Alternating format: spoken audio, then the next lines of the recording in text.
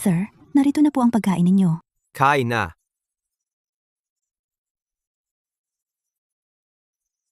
Sir, umuulan sa labas. Narito ang mga payong para sa inyong dalawa. Iwan nyo lang sa pinto. Sige po, sir. Sige, kumain ka na. Sabi mo gutom ka. Wala nang upuan. Sasama na lang ako sa mesa ninyo. Huwag niyo akong pansinin.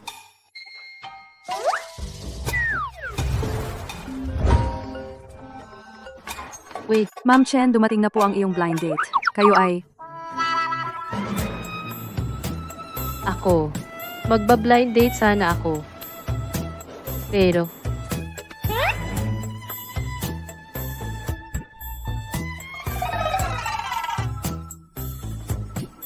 mananatili lang ako hanggang umalis siya. Hindi kita aabalahin. Henry, pinagkabit mo ako sa mamantika na lalaking ito. Babalikan kita pagbalik ko. Ang CEO ng makapangyarihang Sihai Group ay nangangailangan din ng blind date? Ang mga alyansa ay magpapahina lamang ng aking kontrol sa Sihai Group. Kailangan kong makahanap ng asawa na kaya kong kontrolin. Sa ganitong pananaw, ang lalaking ito ay tiyak na mas mahusay kaysa sa ipinakilala sa akin ni Henry. Magsimula tayong muli. Pakilala ko ang sarili ko. Evan, dating sundalo ng Great siya. Walang trabaho ngayon, may anak, at may nanay ako sa bahay, at isang nakababatang kapatid na babae. Well, medyo mahirap ang kondisyon, pero malinis ang pamilya, at gwapo siya. Wala kang trabaho ngayon. May trabaho ako para sa iyo. Milyon ang taunang sahod. Dapat interesado ka. Ang trabaho ay napakasimple. Isang maliit na event lang na dadaluhan natin para lang magpakitang tao. Tapos kapag tumayo ka sa entablado, magsasabi ka ng isang linya.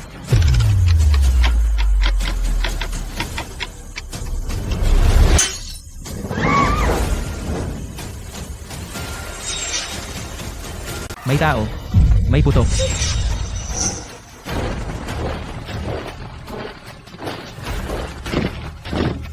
Tapos na ba ang lahat? Kami ang Blood Shadow Mercs. Nandito lang kami para kay Catherine Chen ng Sihai Group. Kung mahalaga ang buhay mo, umalis kayo. Blood Shadow. Mercenaryo. Mercenaryo sila.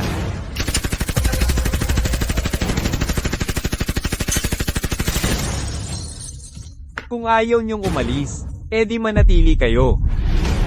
Boss, aalis na ako ngayon din.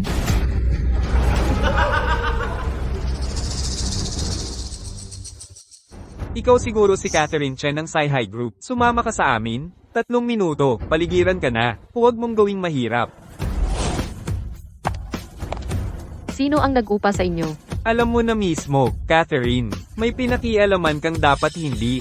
Dahil inimbestigahan ko ang Dragon Guard, dahil gusto kong linisin ang pangalan ng kapatid ko, kaya may ilang tao na kinakabahan. Mukhang malapit na ako sa katotohanan. Tigil na ang pag-usisa. Bayad kami para gawin ito. Catherine, sumama ka na sa amin ng tahimik. Para iwas sa gulo. Okay. Tita Catherine, ingat. Susie, maging mabait ka at sumama kay Daddy. Huwag ka mag-alala sa akin. Hindi ako aalis. Mananatili ako kay Daddy at protektahan si Tita. Chris, isama si Susie at umalis. Hindi na, nandito ako. Walang mangahas na hawakan ka. Kanina lang. Parang naiwasan mo. Ang bala na basta ko lang pinaputok. Sveta lang. Kung ganyan lang ang kaya mo, payo ko sa'yo, iligtas mo na ang sarili mo. Ang mga tauhan ko, lahat ay lumaban sa larangan. Laban sa Dragon Marshal ng Daksha, at nakaligtas. Bawat isa sa kanila, ay elite na kayang humarap sa 100. Hindi mo pwedeng panatilihin ang babaeng ito. Nakaligtas sa direktang paghaharap? Bakit hindi ko narinig yun? Ang narinig ko lang ay ang Blood Fiend mercenaries na mga sikat na duwag. Hinahanap mo yan. Evan, ito ay usapin ko. Hindi mo kailangan ipagsapalaran ang sarili mo. Kung gusto mo akong tulungan, paglabas mo, tawagan mo lang ang War Department. Magtiwala ka kay Itay. Ang galing talaga ni Itay. Bawal ang mga mersenaryo sa Daxia. Nakalimutan mo ang mga patakaran. Kung wala ang Dragon Marshal, gumuho ang Daksha. Wala nang makakapigil sa amin ngayon.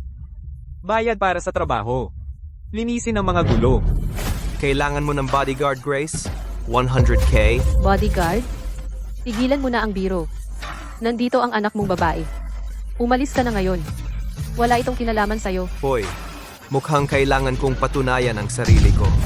Bata, hinahangaan ko ang tapang mo, pero huwag mong isipin na sobra ka na kung hindi ka aalis sa loob ng 1 minuto.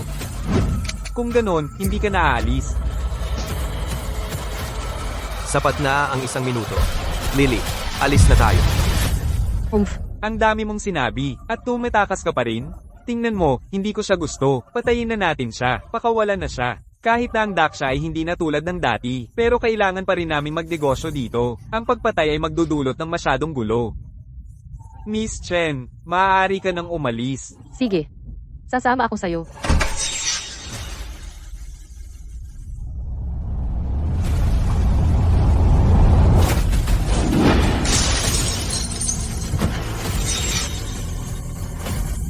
Mas gusto ko pa ring bitagin ang kalaban at tapusin sila. Emma, ipikit mo ang iyong mga mata.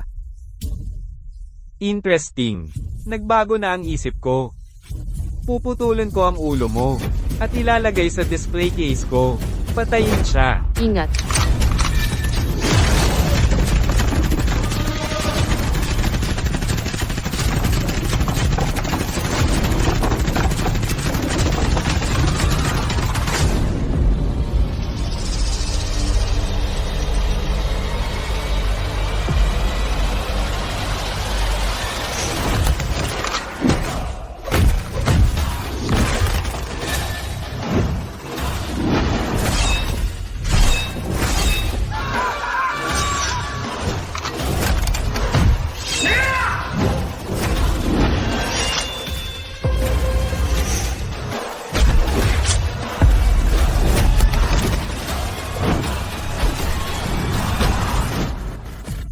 Sino ka ba talaga? Ethan, veterano ng War Department. Ang galing mo, Daddy.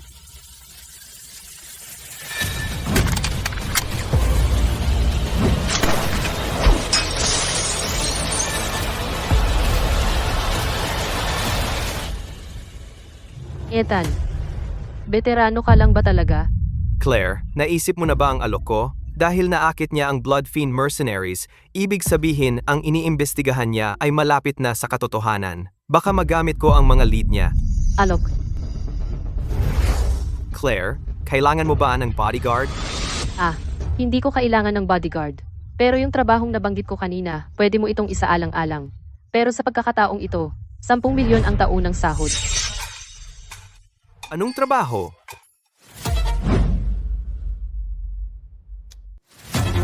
Pakasalan mo ako. Ano? Ako. Si Emma Chen, CEO ng Four Seas Group sa Yunzhou, na nagkakahalaga ng bilyon-bilyon. Ayaw niya ng arranged marriage, kaya kailangan niya ng status na may asawa. Magaling ka sa kamay. Perpekto para maging aking personal bodyguard at asawa. Ako? Hindi pa ako handang magpakasal. Hindi ko alam kung ano ang mga alalahanin mo, pero sa panahon ng kasal, babayaran kita ng 10 milyong taunang sweldo. At sisiguraduhin kung ikaw at si Sisi ay aalagaan ng mabuti. Tatay, sa mga espesyal na pagkakataon, kailangan ng espesyal na hakbang. Isipin mo paano kung may makalapit kay tita kapag hindi tayo nakatingin? Sa pagsasabi lang ng oo tayo, makakaprotektahan siya ng hayagan at malapit. Ikaw, Munting Pilyo. Ang talino mo naman. Nakapag-desisyon ka na ba? Bata pa si Sisi. Ang ideya ng pag-aasawa muli hindi niya kayang harapin ngayon. Paano ito? Humanap ka ng angkop na tao at kailangan kong pumunta sa kasal ng kapatid kong babae. Aalis na ako. Magandang ate, sang-ayon talaga ako. Bakit ang dami mong sinasabi? Oy,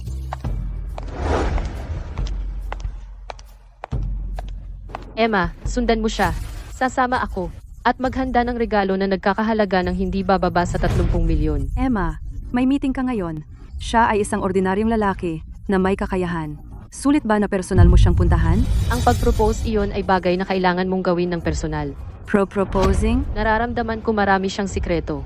Isang veterano lang, at kahit ang mga tauhan ni Bloodblade ay hindi siya katapat. Palapit siya sa akin. Baka isang magandang sorpresa.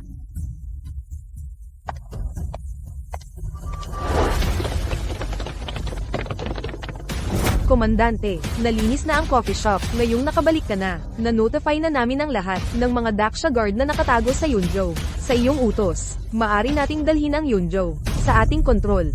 Magpatuloy sa imbestiga ng tahimik. Huwag silang paalamin. Hintayin ang aking senyas. Opo, sir. Nag-abroad si Sandy at bumalik at ngayon pakakasalan niya ang department head ng C-High Group. Sa ganitong paraan, makakasali siya sa C-High Group. Ang inggit.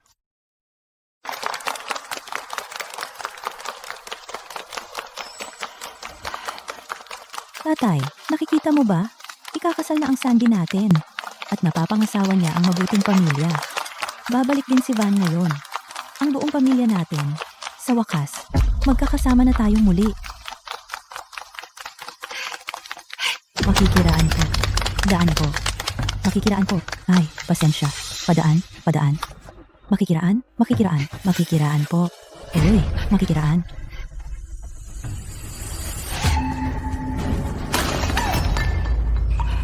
Alak. Alak ng kasal ni tatay. Ano to, munting? Bulag ka ba? Pasensya na, pasensya na. Hindi ko sinasadya. Sabi, Sino tong munting? Ang dumi, ang baho. Sino nagpapasok sa kanya? Mga taong mababang uri. Paano sila nakapasok? Nagpapanggap lang. Dito para sa libreng pagkain. Hindi ganoon. Gusto ko lang pumunta at manood. Kasalan ni Sandy. Ma'am, sino po kayo? Baka nagkakamali kayo. Ma'am. Ako'y.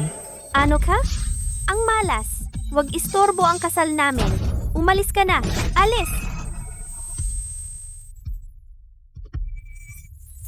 teka, sabi mo, kilala mo siya? Pagkakataon lang sa pangalan. Paano ko naman makikilala ang isang taga-bukid na tulad niya? Talaga? Akala ko, kung kilala mo siya, ayos lang sa akin na magdagdag ng isang upuan sa handaan ng kasal. Opo. Ako ang ina ni Sasha. Mahal, anong tapang mo? Sabi mo, anak mo siya? Ako. Gusto ko lang kumain ng ilan sa mga handa ni Sasha. Sasha, bigyan mo ako ng paliwanag.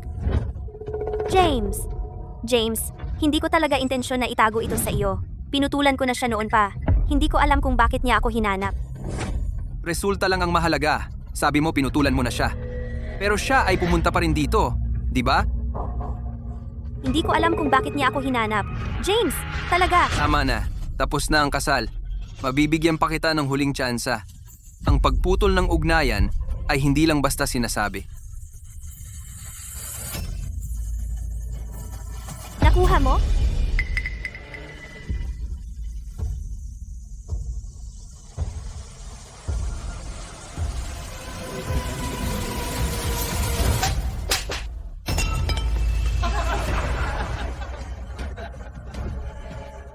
Sasha, Bakit pagkatapos kong putulin ang ugnayan natin? Kailangan mo pa bang pumunta at mandiriin ako? Mga basura, dapat manatili na lang sa tambakan kung saan sila dapat. Sasha, tamang desisyon ang ginawa mo. Narinig mo yan?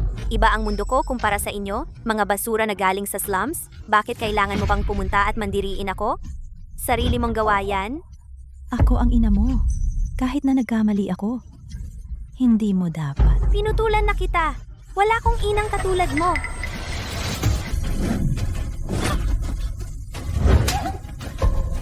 Nanay, okay po ba kayo? Okay lang ako. Okay lang si nanay.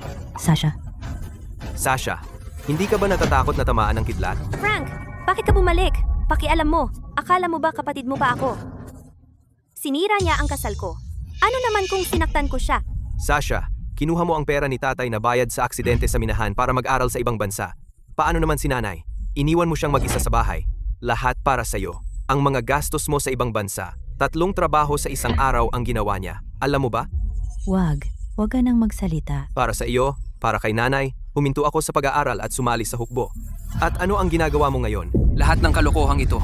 Sa huli, mga salita ito ng mga mahihirap na nagmamagaling. Sasha, ito ba ang paraan mo ng pagputol ng ugnayan? May ilang mga insekto na patuloy na lumalabas para makadiri sa atin. Hayaw ni G. Ho ng gulo. Mukhang galit na galit talaga siya. Sumali si Sasha sa Global Group na may isang senior executive na sumusuporta sa kanya. Tapos na. Pasensya na. Aayusin ko na ngayon.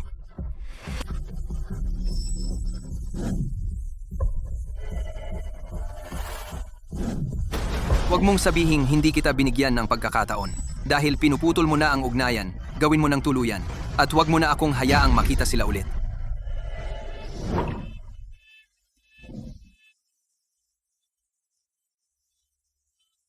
Ano pang hinihintay mo?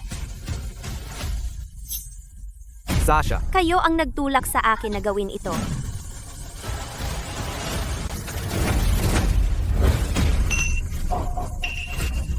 baliw ka ba? Dilat at tingnan mo, siya ang nanay mo. Ang nag-aruga at nagpalaki sa iyo. Nanay, isang ina na nagsilang sa akin sa isang sirasirang squatter na laging tagas ang bubong, isang ina na nagpahiya sa akin mula pagkabata, sinasabi ko sa inyong dalawa, hindi ko siya tinatanggap. Itong miserabling buhay na mas masahol pa sa kamatayan. Sobra na ako dito. Magsisikap ako sa sarili ko. Hakbang sa hakbang. Aakyat sa tuktok. Magiging mataas ako sa iba. Sasabihin ko sa iyo, hindi dahilan ng kahirapan. Ipinanganak din ako sa Iskwater. Pero tingnan mo ako ngayon. Oo, ganyan din ang iniisip ko dati. Kaya lalo akong nagsumikap. Pumasok ako sa mas magandang paaralan. Akala ko magbabago na ang lahat. Pero dahil sa'yo, sumali ka sa hukbo at naging rebelde ka, traitor sa iyong bansa. Dahil lang naging traitor ka, ako ay pinahiya at pinahirapan sa buong 5 taon. Alam mo ba ang pinagdaanan ko sa 5 taong iyon? Akala ko tapos na ang lahat. Akala ko sa wakas ay mabubuhay ng maganda. Bakit kailangan mong sumulpot at pigilan ako? Kasalanan ko lahat. Bumalik ka sa akin. Ipapaliwanag ko ang lahat ng dahan-dahan. Naiintindihan mo ba ang sitwasyon? Ako ay isang executive ng CHI Group. Ito ang kasal ko. Gusto mo siyang kunin? Tinanong mo ba ako? Kapatid ko siya. Anong pakialam mo? Tama. Executive ako ng CHI Group. Manatili ka sa akin, sapat na para umangat ka sa lipunan. Susundin kita. Gagawin ko ang anumang sabihin mo. Huwag kang mag-alala. Kapag sawa na ako sa kanya, ibibigay ko siya para paglaruan ng lahat. Oh, at ire-record ko iyon para mapanood mo mamaya.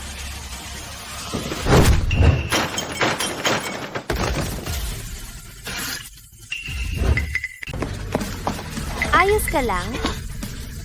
Frank, alam mo ba talaga ang ginagawa mo? Tinutulungan kita. Isa kang hamak. Paano mo ako nagawang hawakan? Ngayon, ako. Gusto lang kitang patayin. Ano ang ginagawa mo? Binabalaan kita. Senior executive ako sa Four Seas Group. Ngayon, kahit durugin ko kayong mga ipis, walang mangahas na magsabi ng kahit ano.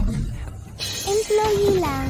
Ang big boss ng Four Seas Group kakapropose lang sa tatay ko at tumanggi pa rin ang tatay ko. Kung ano ang ama, ganoon din ang anak. Ang mga taga-kanal ay nagpapalaki ng mga bata na natututong magsinungaling sa murang edad. Ganyang klase ng usapan ay niloloko lang. Ang mga 3 taong gulang. Si Director Howard ngayong pagkakataon ay malamang na talagang magagalit. Guardia!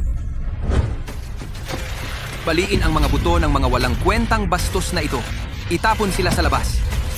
Ang CEO ng Four Seas Group, si Catherine Chen, ay nagdadala ng 100 gintong ladrilyo at 1 punong jade ginto bilang regalo.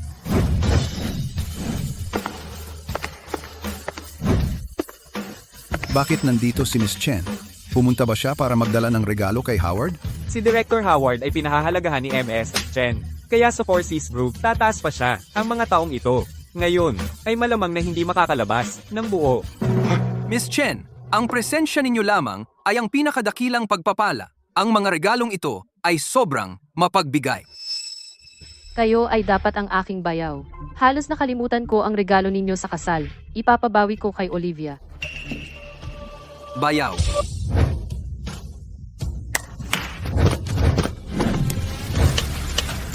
$100 gintong ladrilyo, halagang 10 milyon. 1 punong jade ginto, 20 million. Mahal, ito ang aking dote. Sapat na ba? Dote? Mahal? Anong nangyayari? Hindi ba malinaw? Kaya, pakasalan mo ako.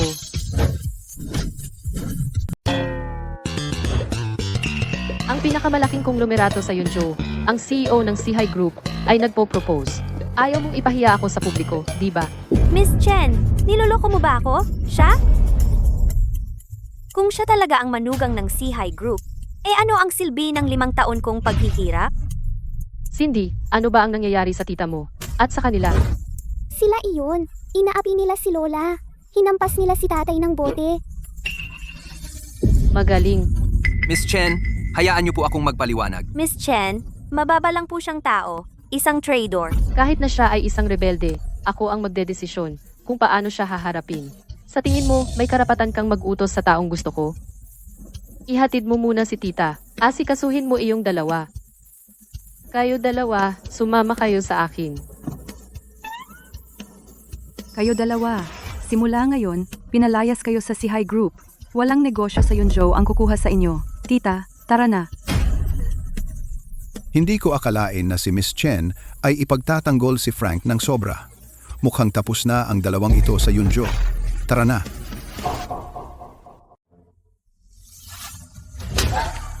Siya ang manugang ng High Group.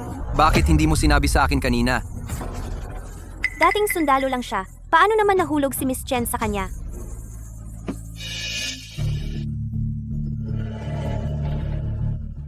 Oy, Master Chen. Kanina ko lang hiniling sa iyo na siya sa atin ang liquid assets ni Claire. Dapat may sagot ka na sa akin ngayon. Master Chen, na-fire po ako ni Claire. Na-fire. Nagpapakasal po siya sa isang rebelde. Wala yon. Maaari siyang maghanda kahit anong gusto niya. Pero sa pagkakataong ito, tapos na siya. Dapat sa akin ang High Group. Kapag nangyari iyon, magiging top executive ka pa rin. Naglakas loob na kalabanin si Master Lee? Sa Daxia, siya ang una.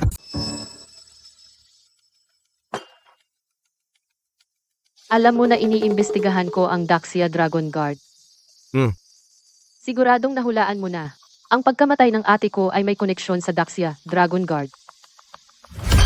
Alam mo ang lahat, pero wala kang sinasabi. Tita, papa siya. See it. Evan, ipinanganak sa Cloud City slums. Top student. Pero 7 taon na ang nakalipas, huminto siya at nag-enlist. Pagkatapos mag-enlist, nawala siya. Walang bakas. Mga tao, lahat tayo may mga sikreto. Iniligtas mo ako dati. Tinulungan kita minsan. Pwede ka nang umalis. Ang obsession niya sa pagkamatay ni Luna ay malalim. Kung malantad ang pagkakakilanlan ko, magkakabaliktad ang lahat.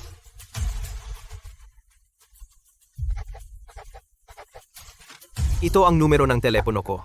Tawagan mo ako kung may kailangan ka. Hindi na kailangan ng imbitasyon. Ano? Ninakaw ang disenyo ng military drone? Iyan ba ang design proposal na ginawa natin kasama si Mr. Hu? Opo. Pwede bang magtanong, talaga bang mahalaga ang design proposal na iyan? Ang disenyong ito ang nagbigay kay Miss Chen ng pabor ni Mr. Hu, isa sa 4 na pangunahing commander ng War Department, at nakakuha ng $100 bilyong na order. Kung tumagas ang design proposal, makakansela ang partnership na ito. Masasayang ang 5 taong pagsisikap. Mawawalan din ako ng pagkakataong imbestigahan ang katotohanan tungkol sa nangyari noon. Miss Chen? Ano na? Ipakilos ang lahat ng resources. Una, alamin kung sino sila. Kailangan kong malaman kung ano ang gusto nila. Sa anumang paraan, bawiin ang design proposal. Opo. Dahil kilala mo si Mr. Hu, maaari mo siyang hilingan ng tulong. Aalis na kami. Tay, teka. Nasa warehouse 3 sila. Ay, tama. Nasa warehouse 3 sila. Pwede mong puntahan at tingnan. Nahanap ko na ang lugar. At gusto mo pa ring umalis? Tulungan pa natin si magandang tita, please. Mabilis lang tayo. Makakaya pa natin. Tara na. Nagpapakabata si Sisi. At nagpapakabata ka rin. Stress na si Miss Chen. Pwede bang maging mas maaasahan ka? Kaya kitang tulungan, pero pagkatapos kitang tulungan, hindi mo na dapat imbestigahan ang pagkakakilanlan ko. Kung matutulungan mo ako, sapat na patunay iyon na wala kang masamang intensyon.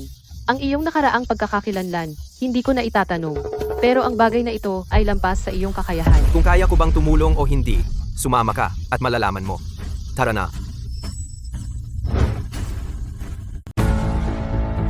Nasa kabilang panig ang garahe. Hindi na, masyadong abala.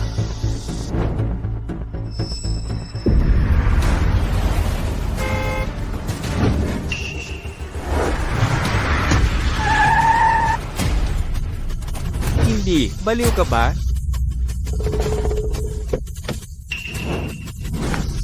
Hindi, anong ginagawa mo? Hihiramin ko ang kotse mo. Ibabalik ko mamaya. Sakay na. Bibilhin ko ang kotseng ito. Kunin mo ang card ko at hingin mo sa sekretarya ko ang pera. O, saka, pabanggitin mo kay Janbo ang tungkol sa nangyari. Mula dito hanggang Warehouse 3, 30 minutong biyahe. Kahit isang world-class na racer sa isang race car ay hindi kaya. Mag-seatbelt ka. Edi i-drive ko na parang race car. Ano ang sinabi mo?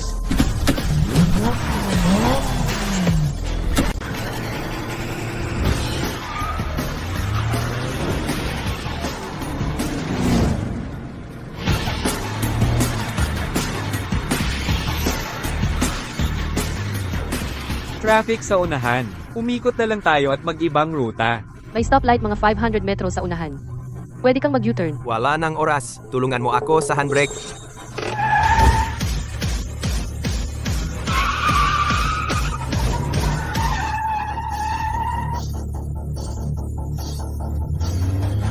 Ang galing, Dad. Dahan-dahan, dahan-dahan. May liko sa unahan. Preno. Bagalan mo.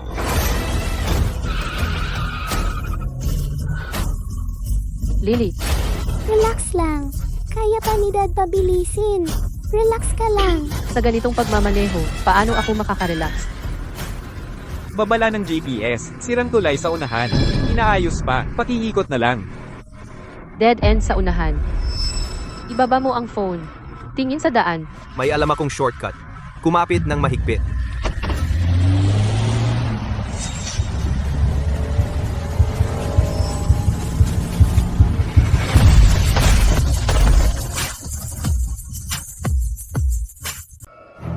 Ang Ocean Group ay ang nangungunang pamilya sa Yunjo. Kung sasalungatin mo sila, at ang underground business ko ay hindi magiging madali. Ang nasa USB drive na ito ay leverage ni Claire. Kung wala ang USB drive na ito, ang kredibilidad niya sa Ocean Group ay babagsak ng husto. Kaya, hindi na mapipigilan si Evan. Siya ang magiging pinuno ng Ocean Group. Magkakaroon pa tayo ng mas malalim na kooperasyon. Kavili-vili. Kung wala si Claire, si Frank ay dating sundalo lang, isang veterano ng Rebel Army. Gusto kong maranasan niya ang sakit ng mawala ang lahat. At ang matandang babae na iyon, kapag tapos na akong maglaro, isasama ko rin si Frank sa tribunal para mawalan na ng pag-asa ang matandang iyon. Ang puso ng babae ang pinakamakamandag. Ang bagay na ito, makikisabay ako kapag pumasok na ang pera. Sa iyo na iyan. Si,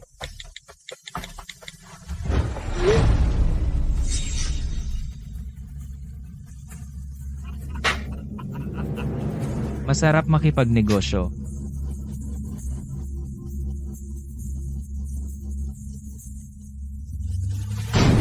Napapaligiran ka.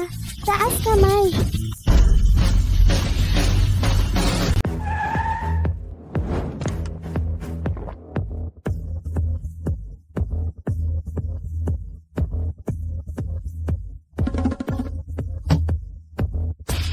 Bastos na bata.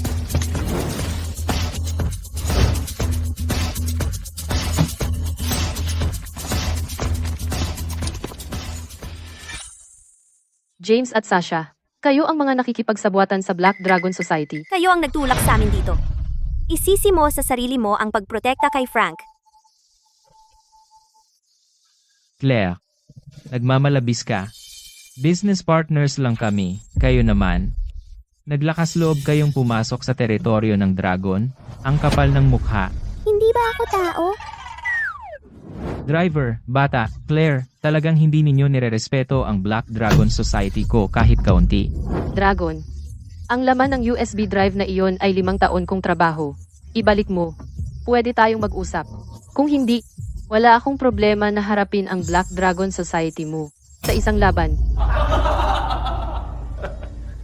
sige, gusto mo ang USB drive? E di tanungin mo ang mga tauhan ni Dragon kung pumayag sila.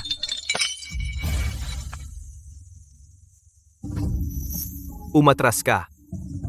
12-12 nang sila. Halos hindi tayo magkakilala. Hindi mo kailangang isugal ang buhay mo. Manood ka lang.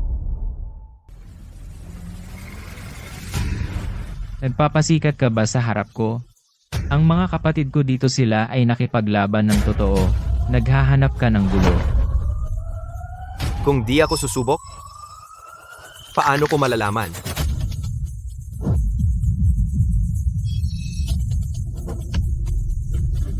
Bata, matigas ang ulo.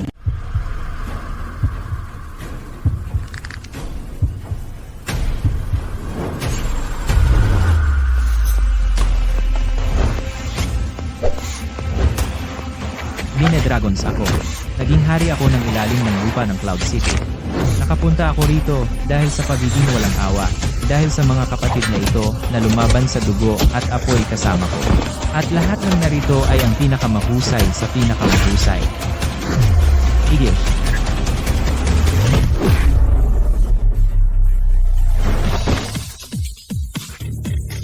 Sinasabi ko sa iyo, dapat mong takpan ang mata ng bata. Ang susunod na mangyayari ay mas grabe. Para hindi matroma ang bata.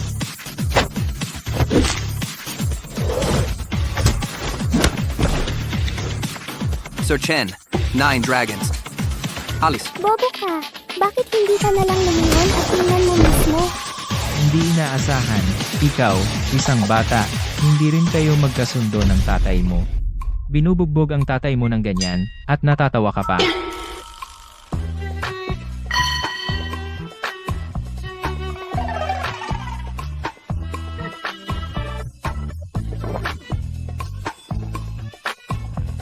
May iba pa? Kung wala, kukunin ko. Ikaw, sino ka ba?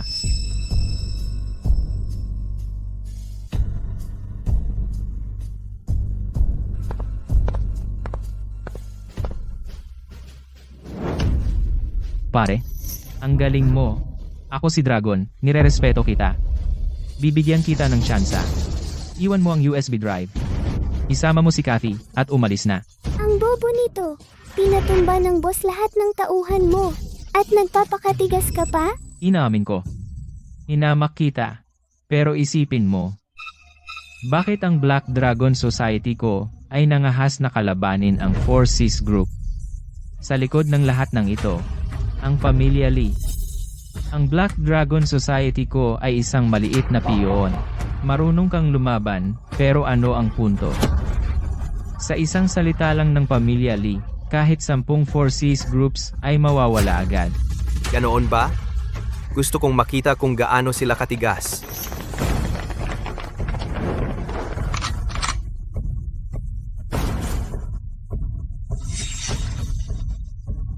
Kathy ng 4Cs Group, nakikipagsabuatan sa Black Dragon Society. Nagbebenta ng mga lihim na disenyo ng War Department. Sasama ka sa amin. Captain, siguradong nagkamali kayo. Ako ang tumawag sa inyo. Dinakaw ni Dragon ang mahahalagang dokumento mula sa aking pakikipagsosyo sa War Department. Sa korte mo na sabihin. Mukhang ang investigasyon mo. Natamaan ng ugat. Mabuti. Palapit na tayo sa katotohanan. Kinuha ng War Department ang kapatid ko noon, at hindi na bumalik. Hindi pa tapos ang plano ko. Hindi pa oras para ilabas ang ating mga baraha. Alam ko. Hindi mo alam. Wala kang ideya kung gaano katakot ang kapangyarihan nila. Magtiwala ka sa akin. Hanggat nandito ako, kahit sino man, hindi ka nila kayang galawin. Nasa sesyon na ang hukuman. Pinapakinggan ng kaso ni Claire Chen, CEO ng Sci-Hi Group, dahil sa pakikipagsabuatan sa Black Dragon Society, at pagbebenta ng mga blueprint ng disenyong pang-estratehiya. Tagapagsakdal, maaari ka nang magsimula sa iyong pahayag. Ang katotohanang si Claire Chen ay nakipagsabuatan sa Black Dragon Society ay nasa harap mismo ng ating mga mata. Ang mga blueprint ng disenyong pang-estratehiya ay may kinalaman sa katatagan ng Daxia.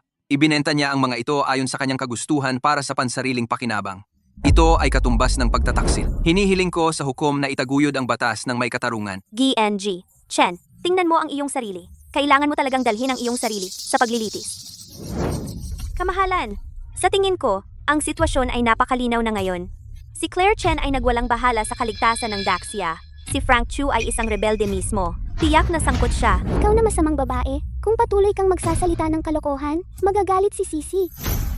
Kamahalan, isang bata ay talagang naglakas loob na hayagang pagbantaan ang tagapagsakdal sa hukuman. Malinaw na ang paghamak ng dalawang ito sa Daxia. Si Sisi ay hindi karaniwang nananakit ng babae. pero karapat-dapat ka talagang sapakin. Tahimik, walang gulo sa hukuman na ito. Ang akusado, si Claire Chen, ay nakipagsabuatan sa Black Dragon Society. Nagbenta ng mga blueprint ng disenyong pang-estratehiya. Ito ay katumbas ng pagtataksil. Ang akusado, si Frank Chu, ay dating rebelde. Hindi niya ito nai-report. Parehong krimen, parehong parusa. Dapat silang kasuhan ng mataas na pagtataksil at sentensyahan ng kamatayan. Mayroon bang anumang pagtutol ang hurado? 5 taon na ang nakalipas. Ang Dragon Guard ng Daxia ay nag-alsa. 16 na lungsod ang bumagsak. At ngayon, si Claire Chen ay walang awang nagbebenta ng mga blueprint ng disenyong pang-estratehiya. Muli niyang inilagay sa panganib ang Daxia. Mahal na hukom, iminumungkahi ko na sentensyahan ng kamatayan si Claire Chen. Naisakatuparan ka agad. Frank, Narito si Dragon. Matibay ang ebidensya. Kinakatawan ko ang Great Xia Chamber.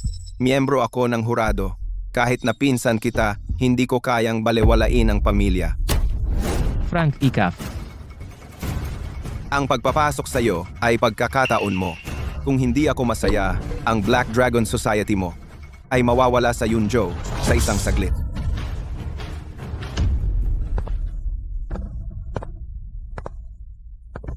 Claire, Claire, tingnan mo ang iyong sarili. Maaari mo sana akong ibigay ang sihay, pero pinush mo pa ito. Nakakaawa. kahit na ginajudge ako, nandyan pa rin si Lolo. Ang si High Group ay hindi makokontrol mo. Hindi iyon nasa iyo. Ngayon, ang pamilya Chen ay inuuna ang hustisya kaysa pamilya. Mahal na hukom, hatulan ng kamatayan sina Claire at Chris. Ang pag-aalsa ng Dragon Guard ay sariwa pa sa ating isipan. Hindi na natin kayang mawalan pa. Hilingin sa hukom na hatulan si Claire at si Chris ng kamatayan. Hatol kamatayan. Patayin na. Hatol kamatayan. Patayin na. Hatol kamatayan. Patayin na. Nagsisisi ka ba? Sa totoo lang, alam ko.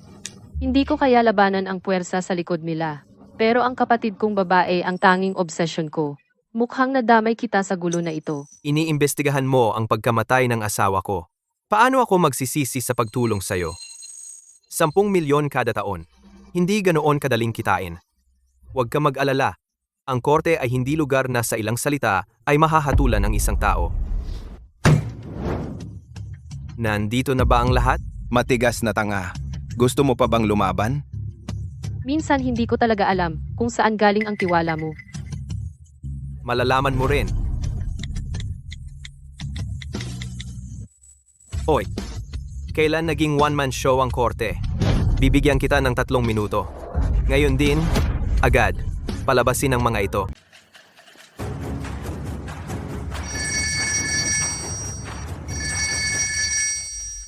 Victor, nagpanggap ka para maging commander ng Departamento ng Digmaan. Ganyan ka ba mamuno sa Departamento ng Digmaan? Scarlett, may nag-offend po ba sa inyo sa War Department? Sa loob ng 3 minuto, gusto kong makita ang mga tao mula sa tribunal ng Digmaan na lumabas ng ligtas. Kung hindi, ipatupad ang mga patakaran ng Daxia Dragon Guard. Ikaw mismo. Ako ay bantay ng Dragon Marshal. Inilipat sa Departamento ng Digmaan. Umalis sa Daxia Guards. Nawala ang Dragon Marshal. Ang 3 dating Diyos ng Digmaan ay nawala ng walang bakas. Ngayon, bumalik si Scarlett. Ang Dragon Marshal? Wala na. Tingnan muna natin ang tribunal. Sino ang naglakas loob na manginsulto kay Scarlett? Haha. Ito ang tribunal ng Digmaan. Sino ka ba? Akala mo isang tawag lang makakalabas ka ng ligtas? Tahimik, ang hurado ay nagkakaisang nagpasa ng hatol na kamatayan para kay Frank at Clara. Ipinapahayag ng hukuman. Mahal na hukom, si Frank ay asawa ko lang sa kontrata. Wala siyang alam sa mga gawain ko. Seguridad ng Daxia, patayin ang inosente, hindi palayain ang may sala. Kamatayan.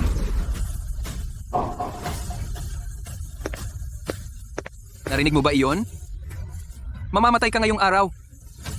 At ikaw, Clara, hindi ka rin makakatakas. Huwag kang mag-alala, isasama ko ang matandang bruha pababa sa inyo para magkasama-sama ang pamilya mo.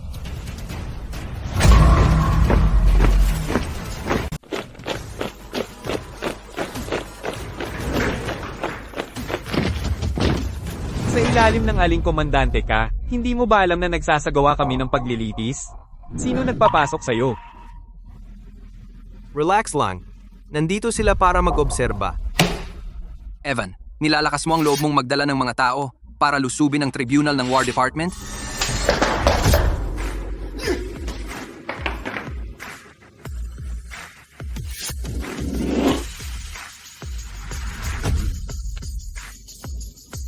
Umupo.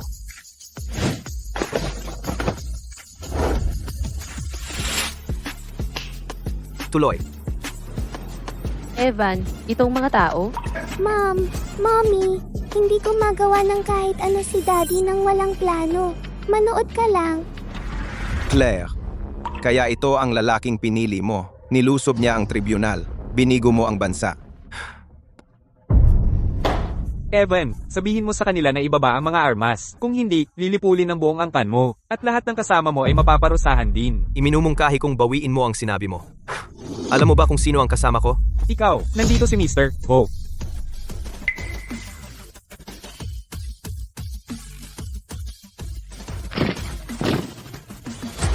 Si Mr. Hu ay dating miyembro ng Great Xia Dragon Guard at lalo pa niyang kinamumuhian ang mga traitor.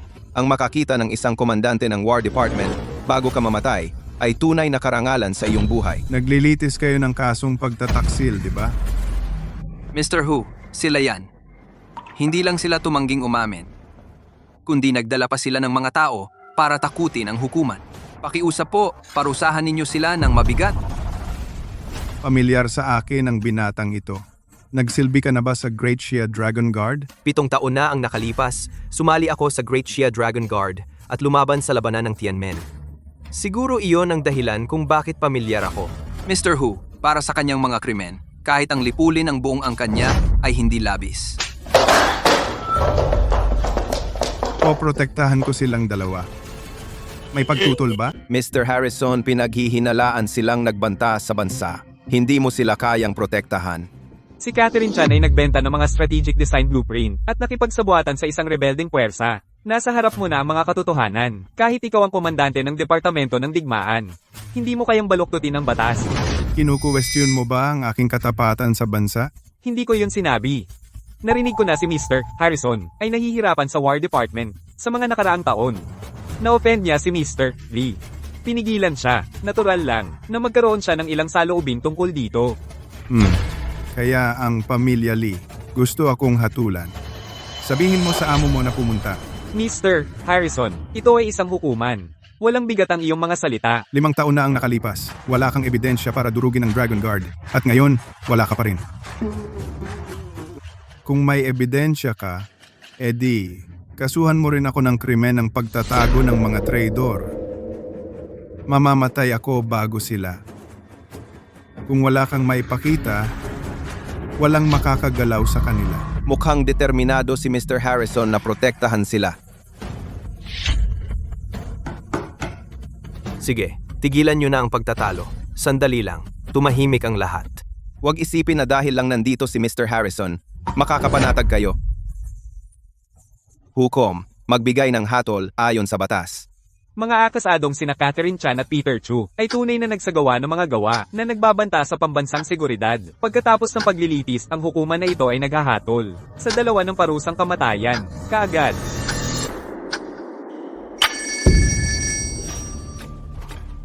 Ano?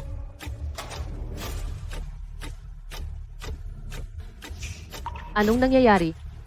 Lumabas tayo at tingnan. Tara na!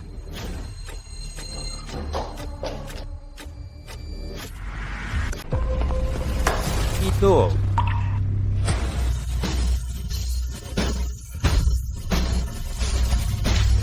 Pwede na ba tayong umalis?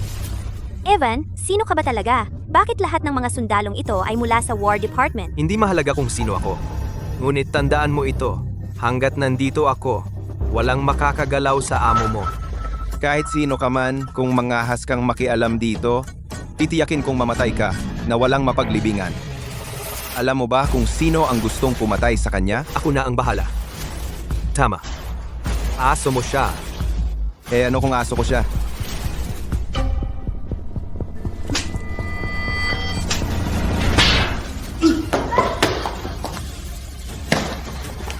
Naghahanap ka ng kamatayan. Hindi mo sinasanay ang aso mo. Ako na ang gagawa para sa iyo. Tandaan mo, sa susunod na lalabas ka, itali mo ng maayos ang aso mo. Mukhang okay na ang lahat ngayon. Ang matatanda kong buto ay hindi na kaya ng maraming gulo. Ang drone project. Magpapatawag ako ng tao para makipag-ugnayan sa iyo. Salamat, Henry. Umalis na rin tayo.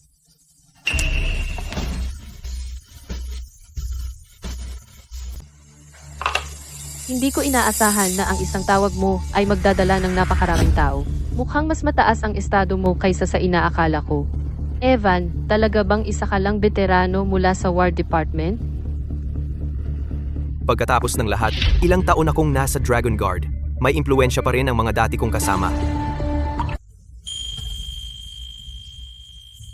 Sige, nagbibiro lang ako. Ang mga kasama mo ay gagawin lang ang makakaya nila.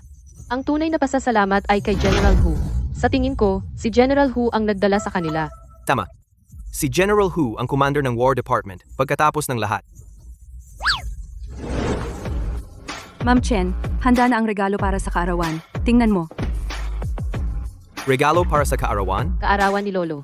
Noon, si Lolo at ang kapatid ko ay nagpatakbo ng Sihay Group ng magkasama. Magkasama, ginawa nilang ang Sihay Group na nangungunang bagong conglomerate. Ako ang pumalit ng bandang huli. Unti-unti, umabot ito sa posisyon ng nangungunang grupo sa Yunzhou. Sa totoo lang, tungkol sa pagkamatay ng kapatid ko, si Lolo ay may alam sa ilang bahagi ng katotohanan. Hindi ko pa ganap na naisama ang Sihay Group at hindi pa ganap na nakuha ang kontrol. Kaya hindi pa sinabi sa akin ni Lolo. Ang insidenteng ito ay naging isang blessing in disguise. Pinabilis nito ang aking pakikipagsosyo kay General Hu. Sakto sa araw na ito, kukunin ko ang kontrol ng grupo at ilalabas ang katotohanan.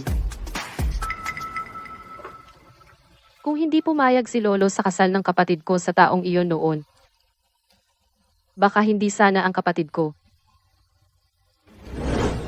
Sige, magbihis ka na rin. Pagkatapos ng lahat, ikaw ang asawa ko ngayon. Dapat kang dumalo sa kaarawan ni Lolo.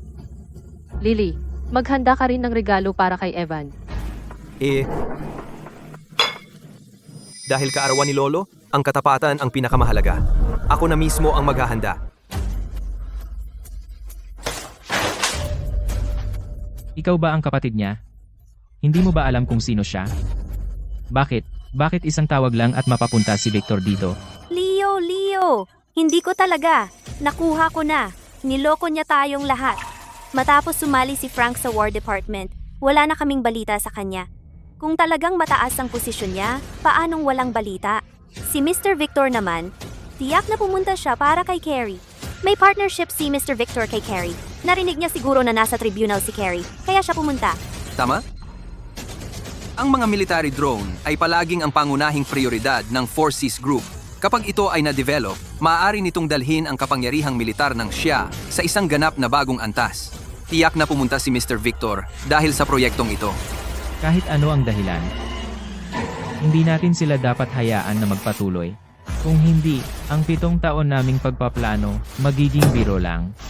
Leo, may paraan ako para permanenteng alisin ang banta. Sabihin mo, Ang kalahati ng shares ng 4Cs Group ay nasa kamay ng aking lolo. Ang munting iyon ay may malubhang sakit. Nagpadala na ako ng tao upang palitan ang kanyang gamot ng lason na mabagal ang epekto. Kailangan lang ng catalyst para ma-activate ang lason. Ipinakalat ko na ang balita. Inilahad ko na ang catalyst ay isang health supplement na kapaki-pakinabang para sa munting iyon. Kapag namatay ang munting iyon, maaari tayong gumamit ng ibang tao para pumatay. Magkakagulo ang 4Cs Group. Pagkatapos ay maaari tayong pumasok sa 4Cs Group. Sa oras na iyon, nakuha na natin ang 4Cs Group. Saka nating sisirain ang kanilang pundasyon. Sa huli, pati ang batang iyon ay mamamatay ng walang mapaglibingan. Siya nga pala. Bakit wala si Claire? May kapal pa ba siyang mukha para pumunta? Kamakailan. Sino bang nakakaalam kung ilang gulo ang naidulot niya? Umabot pa ito sa tribunal militar. Kung ako ang tatanungin, ang kumpanyang hawak niya ay mawawasak din sa bandang huli. Ibigay na lang kay Felix. Lolo, abala ako sa kumpanya at hindi ako nakadalaw sa inyo. Kaarawan ninyo ngayon. Hiling ko ang inyong kaligayahan ay kasing lawak ng dagat at ang inyong kahabaan ng buhay ay kasing tataas ng bundok. Mabuti. Buti naman at nakarating ka. Lolo, Hindi kayo maganda ang pakiramdam. Itong 300 taong ginseng ay pampalakas na espesyal kong nakuha para sa inyo. Sana gumaling kayo agad. Isang matanda tulad ko, ilang taon pa ang natitira? Pinahahalagahan ko ang kabutihan mo. Ikaw ang nagpapatakbo ng malaking Four Seas Group at sa kaarawan ng iyong lolo, isang mumunting ginseng lang ang ibinigay mo? Naku, ang galing naman. Ang mahalaga ay ang intensyon. Si Claire ay nag-aalala lang sa aking kalusugan. Ang binatang ito ay asawa ng apo ko, di ba? Hiling ko na mabuti ang inyong kalusugan, Lolo. Kaligayahang kasing lawak ng dagat at mahabang buhay na kasing tataas ng bundok. Mabuti, mabuti. Maupo ka. Teka, ngayon ay kaarawan ni Lolo. Kaming mga kapamilya ay okay lang. Pero ikaw, isang tagalabas, gusto mong umupo rito. Pumunta ka sa extra table sa may pintuan at doon maupo. Lola, asawa ko siya. Asawa? Walang silbi sa aming pamilyang Chen ang isang hamak na manugang na tulad niya. Huwag mong akalaing hindi ko alam. Siya ay isang lalaking walang kakayahan at walang trabaho, isang veterano. Ang handaan sa kaarawan ng lolo mo. Dumating siyang walang dala at may kapal pa ang mukha niyang umupo rito. Clara, ang pamilyang Chen ay ang nangungunang marangal na pamilya sa Yunzhou. Dapat tayong humanap ng kapantay sa estado. Hindi mo kailangang magpakababa ng ganito. Si Evan ang lalaking pinili ko. Hindi ko kailangan ang pakikialam mo. Sinusubukan mo bang patayin kami? Ang mabubuting lalaki ay hindi pumapasok sa hukbo. Ang mabuting bakal ay hindi ginagamit sa pako. Noon, ang kapatid mong babae nagpumilit na pakasalan ang hampas lupang sundalong iyon at ikinamatay niya iyon. Hindi ba sapat ang aral na iyon para sa iyo? Lola, alam kong nakatatanda ka sa akin, pero hinihiling ko pa rin sa iyo na magpakita ng paggalang sa mga sundalo ng Great Xia. Ang lakas ng loob mo. Tumahimik. Ngayon ang handaan sa aking kaarawan. Kayong dalawa, tumigil na. Lolo. Alam ko, Lolo, na mahilig kayo sa alak, kaya espesyal akong nagpabili ng Lanling wine na ito para sa inyo. Lanling wine na may bango ng tulip, inihain sa mangkok na jade, kumikinang na parang amber. Ito talaga ang Lanling wine. Huling beses akong uminom ng Lanling wine ay sa kasalan ng isang malaking tao. Isang higop lang iyon, maalala ko ito sa buong buhay ko. Ngayon ay handaan sa kaarawan. Tikman nyo lahat. Ang natitira, itatabi ko bilang koleksyon. Napakasarap na alak. Leo, sa pagkakataong ito talagang inilaan mo ang iyong puso rito. Isang gilas lang iyan. Ang alak na ito ay koleksyong pambansa. Ang taunang koleksyon ay wala pang 1 libra, kahit isang higop lang. Swerte mo na. Koleksyong pambansa? Iyan ay entry-level standard ko lang. Kung makakainom ako ng alak na ito, karangalan iyon ng alak. Tingnan mo ang iyong itsura. Kailangan mo talagang ipahiya ang sarili mo ngayon, di ba? Sige, ituturo ko sa iyo ang tama. Ang numero 1 alak ng Daxia, ang Millennium Dukang, ay para lamang sa pamilyang tulad ng mga Li na may hawak ng kalahati ng mga departamento ng digmaan. Isang nangungunang makapangyarihang pamilya ay may karapatang uminom. At ang kasunod ng Millennium Dukang ay ang aking alak na Lanling.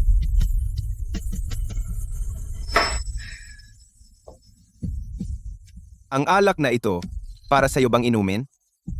Mas mabuti pang ibigay sa aso. Ikaw, Ang alak ay para inumin. Bakit ang daming arte? Ang makatikim ng alak na lanling ay kayang ipagmalaki habang buhay.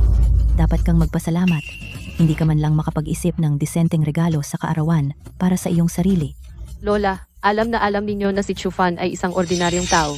May saysay ba na pahirapan siya? Ginagawa ko lang ito para sa ikabubuti mo. Nakalimutan mo na ba ang nangyari sa ate mo? Ito ang pinili ko. Naniniwala ako kay Chufan. Naniniwala ka sa kanya? Hindi ako. Isang lalaking walang iba kundi isang sundalo. Isang mabangis na lalaki. Sabi ko, sa bandang huli, ibibigay mo ang buong grupo sa kanya. Mabubuhay na lang tayo sa hangin. Lola, huwag kayong mag-alala. Naghanda ako ng regalo sa kaarawan, syempre. At mas mahusay ito kaysa sa alak na Lanling na ito. Chufan o Chufan, talagang inuuna mo ang pagpapahalaga sa mukha mo. Sabi mo kaya mong magdala ng alak na mas mahusay kaysa sa aking alak na Lanling? Sige, bigyan ka namin ng pagkakataon. 3 minuto. 3 minuto? Kahit bigyan ka namin ng isang buhay, hindi mo yan kaya. Lunukin mo na lang ang pride mo. Maging flexible ka at baka respetuhin pa kita. Tama na. Magkakaroon ba tayo ng handaan sa kaarawan o hindi? Mga bagay ng nakababatang henerasyon ay hayaan na sa kanila ang honors. Nakita ko siyang nagmamayabang, kaya tinuruan ko siya ng leksyon. Ang pambansang kayamanan ng Daksha. Isang katie ng lasing na immortal na alak, na naghahandog kay Elder Chen ng mahabang buhay na walang hanggan. Ito ay totoong Drunken Immortal Brew. Opo, Lolo. Ang regalong ito sa kaarawan ay sapat na po ba para sa inyo? Hindi ko pa narinig yan. Peke lang yan. Sa tingin mo ba, senile na si Lolo? Pekeng alak mula sa tabing daan. Pekeng alak mula sa tabing daan. At kumuha ka pa ng mga artista para magpanggap. Catherine, tingnan mo. Ito ang lalaking pinili mo. Naman, ang Drunken Immortal Brew ay gawa sa daan-daang bihirang halamang gamot bilang base. Maari itong magpagaling ng sakit at magpahaba ng buhay. Kaunti lang ang mga sikat na alak sa Daxia. Ang nangunguna ay ang Millennium Dukang. Ito ay isa ng international collectible. Hindi ko pa narinig ang Drunken Immortal Brew. Lolo, huwag kang gumawa-gawa ng isang pambansang kayamanan para lang matakpan siya.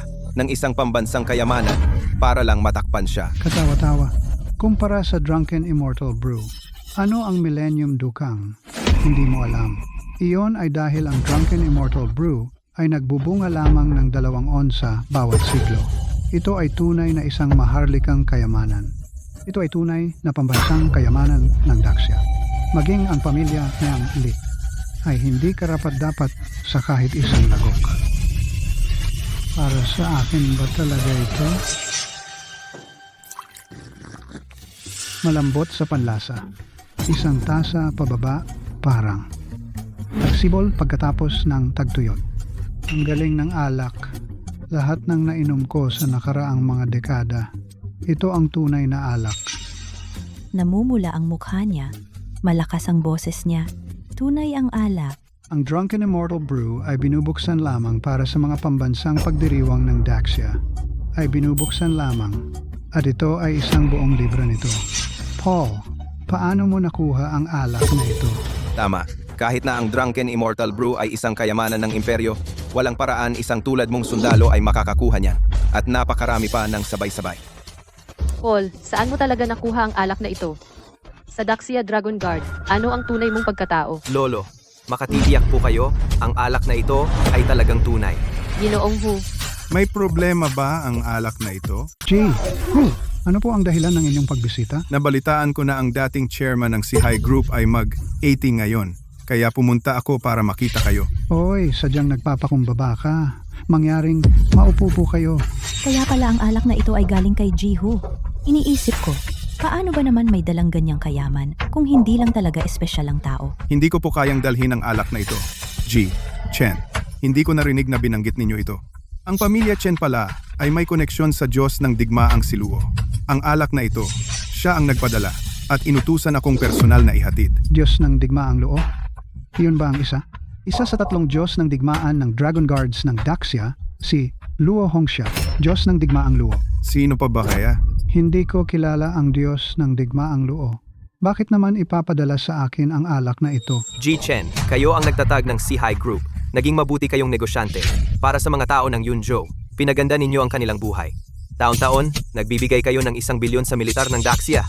Para sa bansa at sa bayan, karapat-dapat kayo sa Drunken Immortal Wine na ito. Ang yabang naman ng dating mo, huwag kang magkunwaring mapagbigay gamit ang regalo ng iba. Baka isipin ng mga tao na kayo ang nagpabili ng alak sa Diyos ng digmaang luo. Bumisita si Jihu. Gusto mo bang makita ni Jihu ang isang biro? Lolo, itong tsaa ay gawa mula sa ginseng na iyon. Kahit hindi kasing ganda ng Drunken Immortal Wine, mabuti pa rin ito para sa inyong kalusugan. Tunay nga, isang ginseng na 300 taon. Tunay nga.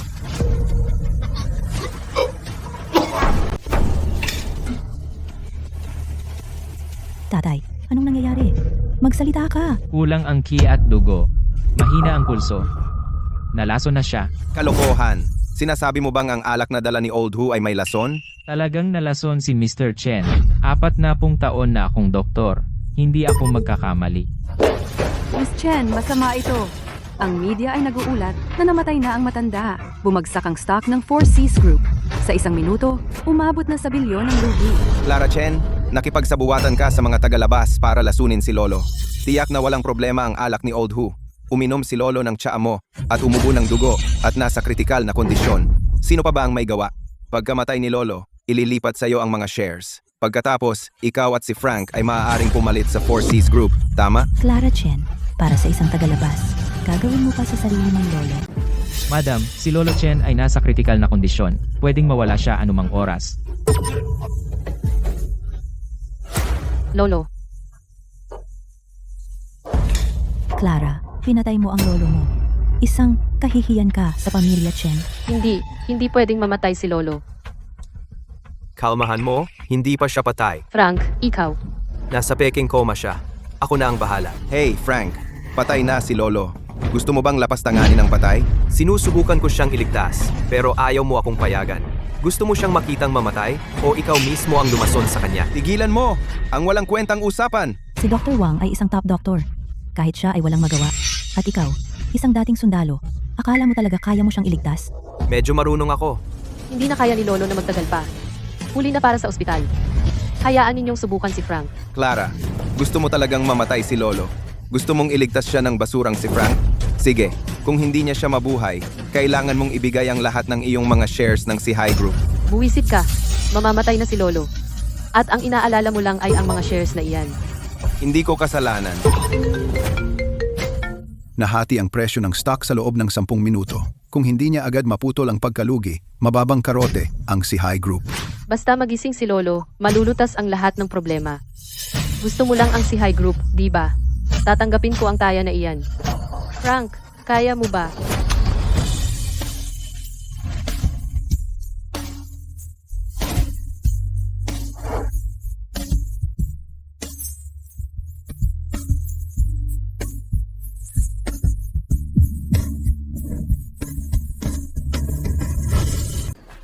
Teknik na ito.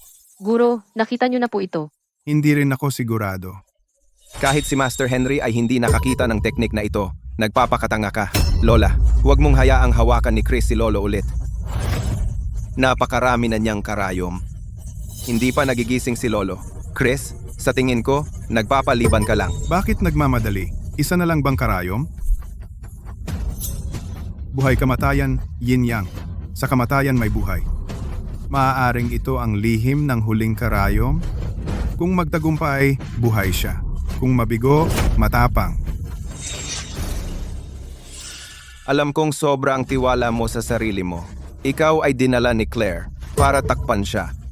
Nabigo ang paglason sa ilalim ng pagkukunwaring paggamot para patayin si lolo ko. Ikaw, guwardiya. Takpin ninyo itong masuwayin na apo at si Chris. Buhay. Buhay siya. Paano nangyari iyon? Ako. Ayos lang ako. Aha. Kahit ang aking mga malalang sakit ay gumaling na lahat. Maging si Dr. White ay nalito sa lason, pero madali mong naayos. Evan, ano pa ang hindi ko alam tungkol sa'yo? Mabuti, Clara. Nakahanap ka ng magaling na manugang. Ang pakiramdam ng pagiging makapangyarihan. Ilang taon ko nang hindi nararamdaman ito. Sa lahat ng taon, tanging sa iyong bayaw ko naramdaman ito. Bayaw. Ang lalaking nagdulot ng malagim na pagkamatay ng aking ate. Ano ang kinalaman niya dito? Kung wala ang lalaking iyon, wala ang global group ngayon. Tinatawag siyang traidor ng lahat. Ang ate mo lang ang nakakaalam na hindi. At sa huli, ang aking ate ay pinatay niya. Oh, ito ang resulta. Clara, bumagsak ang stocks. Nasira ang cash flow. Ilang kumpanya, bumili na ng ating stock. Natatakot ako na bibilhin din ng mga liang dep. Sa kanilang kapangyarihang pinansyal, kapag pumasok sila, baka mawala ang global group. Ang global group ang aking pundasyon. Hindi ito pwedeng mawala. Lolo, babalik ako at aayusin ito. Sige, tiwala si Lolo na aayusin mo. Pero bumalik ka kapag tapos ka na. May ibibigay si Lolo sa iyo. Sige, tara na. Lahat kayo, umalis na rin. Hoy, Evan, sandali lang.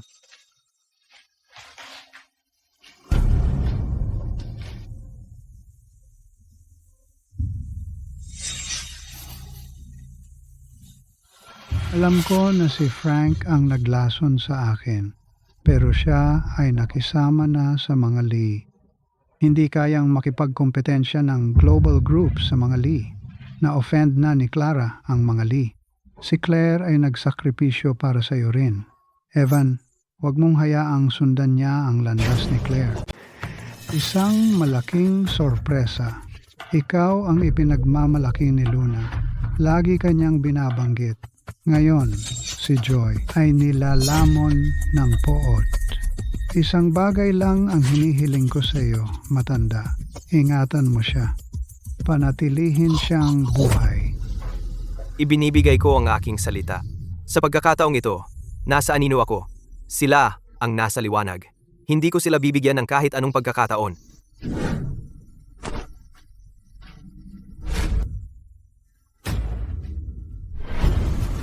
Ang pagtatasa ng World Bank sa Sea Group ay itinuturing itong masyadong mapanganib. Kami ay bahagi ng World Bank. Tumanggi ang headquarters. Wala kaming magawa. Ang Sihai Group ang nangungunang conglomerate sa Yunzhou. Isang 3 bilyong utang ay wala lang. Miss Chen, pasensya na. Wala kaming magagawa sa utang na ito.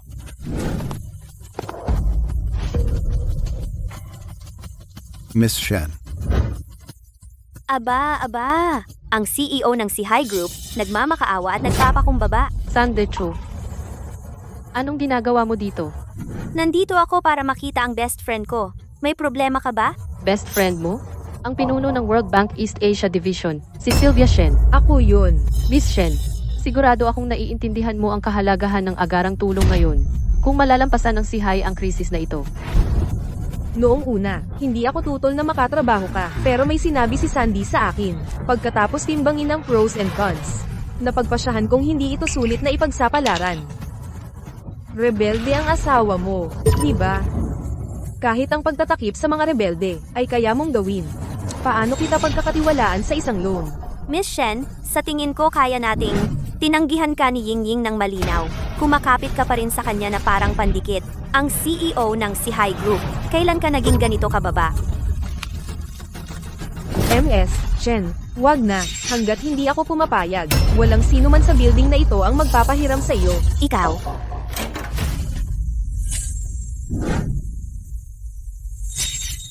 Kailan pa naging isang regional head ang nagsasalita para sa World Bank? Evan, para kang multong ayaw umalis. Sinabi ko na sa'yo, hanggat nandito ako, walang gagalaw sa kanya. Wala ka lang, isang mababang tao, sweetheart. Ang posisyon ng World Regional Director para sa'yo ay lampas sa iyong pangunawa. Tama, Winnie? Dahil sobrang tiwala ka, makikita ko kung paano mo ililigtas ang kanyang kumpanya. 4 na taon na ang nakalipas. Ang Four Seas Group, para gawing ang nangungunang grupo sa Yunzhou, inimbita ang aming bangko na mamuhunan at magpahiram. Nagpautang ng 30 bilyon, kung saan 8 bilyon ang hindi pa nababayaran. Ang Daxing Bank ay humihiling kay Mr. Chen na bayaran ang utang. 3 taon na ang nakalipas. Si Mr. Chen, para mamuhunan sa isang proyektong nagkakahalaga ng 2 bilyon, ay umutang ng 5 bilyon, kung saan 3 bilyon ang natitira hindi pa nababayaran. Pakibayaran po ang utang, Mr. Chen. Sa parehong taon, umutang si Mr. Chen ng 10 bilyon sa aming bangko. Pakibayaran ang utang. Magbayad ka na. Umaabot na siguro ito sa 100 bilyon, di ba? Mr. Chen, Isang utang na 100 billion ay sapat na para bumagsak ang cash flow ng Four Seas Group. Oh, Mr. Chen, balak mo ba na lumaban pa ng kaunti? Inaasahan mo na tutulungan ka ng talunan na ito? Huwag magmadali, hindi pa tapos ang laban. Haha, napakamura mong aliw. Evan, nasaktan mo na ang maraming tao. Gusto kong makita kung gaano ka katagal makakaligtas. Huwag kang mag-alala, hindi siya magtatagal, Lisa. Nasa gusali ka pa ba? Kailangan kong palitan ang East Asia Director. Ah, tama. Hoy Lisa, pumunta ka rito at tulungan mo ako sa isang bagay. Lisa, presidente ng World Bank, itong tanga, saan niya nakuha yung impormasyon? At nagmamayabang pa siya sa harap ko. Frank, itong mababang scam, paulit-ulit mong ginagamit yan. Sa tingin mo ba lahat ng tao dito ay kasing tanga mo? Huwag magmadali. Scam ba ito o hindi? Mamaya mo malalaman. Clara, bakit kailangan mong magpumilit pa? Hinahayaan mong magsalita ang talunan na ito para sa'yo, para lang mapahiya ka. Frank, wala ka nang dapat alalahanin. Hindi ito worth it para sa pride mo. 2 minuto na lang.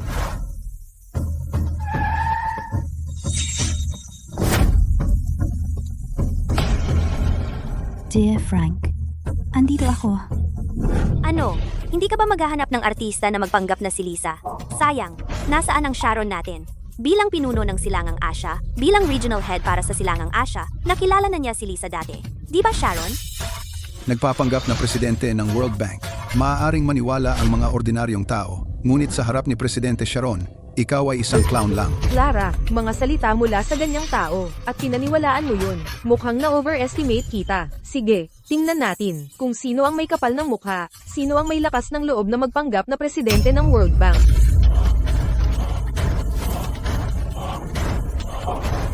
Sino ang may kapal ng mukha na magpanggap sa akin? Tingnan mo yung pagpapanggap mo. Nakahanap ka pa ng dayuhan. Sino ang niloloko mo? Nakikita ka ni Sharon. Presidente. Tingnan mo yan. At umupa ka pa ng dayuhan. Sino ang niloloko mo? Pero, alam ni Yvonne ang totoo sa'yo. Yvonne, ikaw, Chairman. Frank, pasensya na at nakita mo yan. Kilala mo talaga ang chairman. Yvonne. Congrats, sibak ka. Chairman, sa pagitan natin. Malamang may misunderstanding. Walang misunderstanding. Ayoko nang sabihin sa ikatlong beses. Sinilan ang turnover. Frank, okay lang ba ito? Okay lang. Paano kung mag-business muna tayo? Nag-research ako habang papunta. Yung babae mo, ang utang niya sa iba't ibang bangko. Pero hindi yun problema. Nagkamali kami. Hindi, walang issue sa utang ang 4Cs Group. Walang problema. Hindi, nagkamali ako. Hindi. Frank, ang ganitong approach, satisfied ka na? Salamat. Paano nangyari to? Paano niya nakilala si Lisa mula sa World Group? Imposible. Talagang imposible. Isang tawag sa telepono, at si Lisa mula sa World Bank ay pumunta ng personal. Frank, Ang galing. Isang hindi inaasahang palabas. Leo, So, ikaw pala ang inaasahan nila. Ano? Hindi ba ako sapat? Leo, disappointed ka. Ang krisis ng forces ay nalutas na. Hahaha. Ang plano ko ay hindi lang iisa ang contingency. Lahat, magsisimula na ang palabas. Nagpapaabala kami ng breaking news. Ang Yunjo Hauran Elementary School ay inatake ng mga dayuhang mersenaryo. 6 na estudyante ang na-hostage. Na-deploy na ang task force.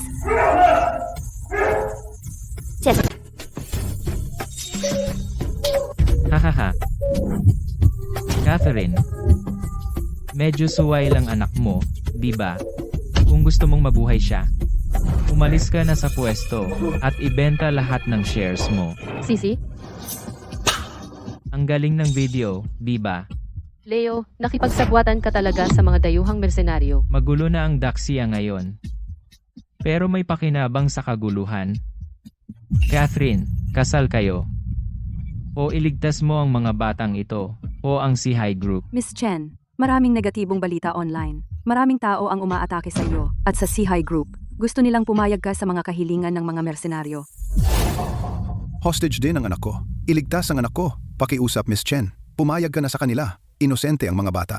Kung si Catherine, sa mga batang ito, ay walang pakialam, iminumungkahi kong i-boycott ang C-High Group. Isang napakawalang puso na kumpanya. Hindi dapat umiral. Boycott! Catherine, kahit ano ang piliin mo, nakamit ko na ang aking layunin. Pumayag kang isuko ang si High Group o tumanggi. Nasa gitna ka ng bagyo. Pagkatapos, boom! Magkakapira-piraso. Kahit ano ang piliin mo, ito ang gusto kong resulta. Masiyahan ka sa panood. Bibigyan kita ng 5 minuto para mag-isip.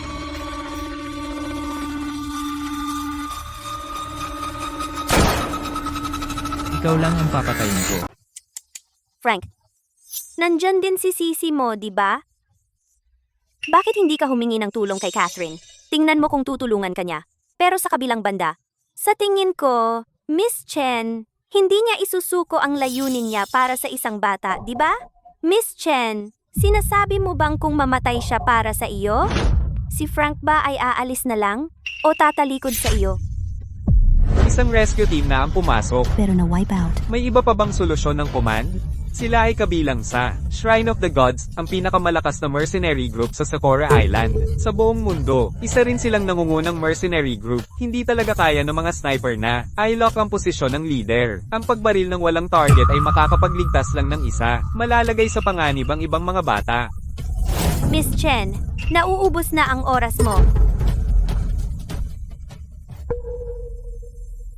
Ate, tapos na ba talaga? Ibinibigay ko lang ang kwintas na ito sa pinakamahalagang tao. Pinoprotektahan nito at tinataboy ang masama. At nagbibigay ito ng swerte.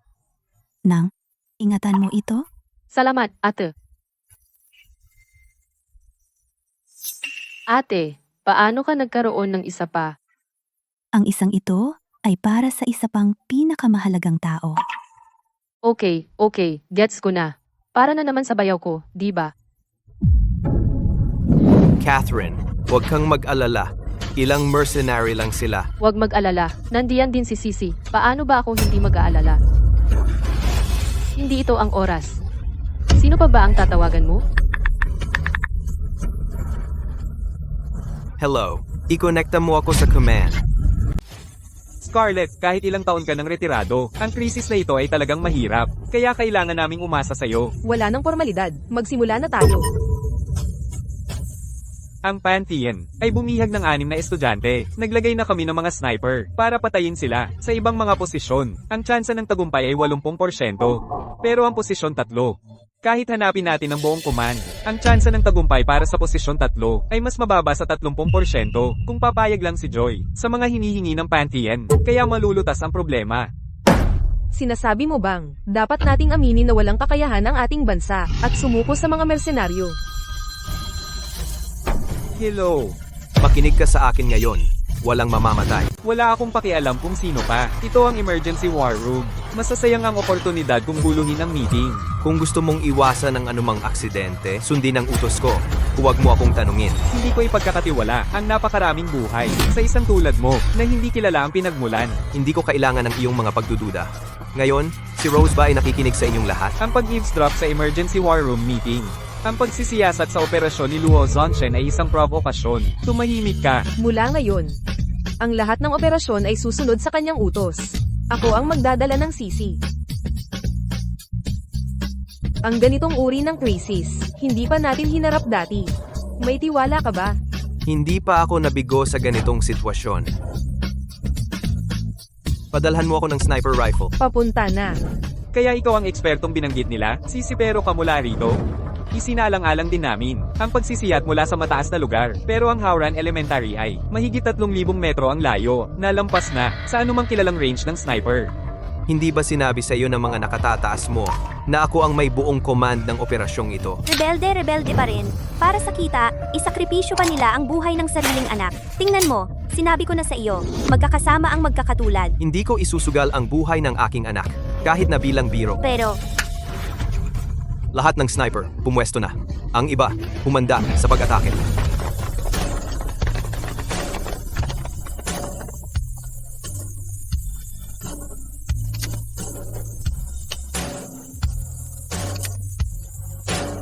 Mukhang si Mr. Chen ay gusto pa ring lumaban.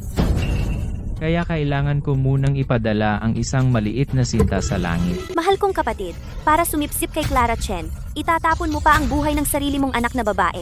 Kapag nangangarap ka sa gabi, tungkol sa anak mo, hindi ba sumasakit ang puso mo?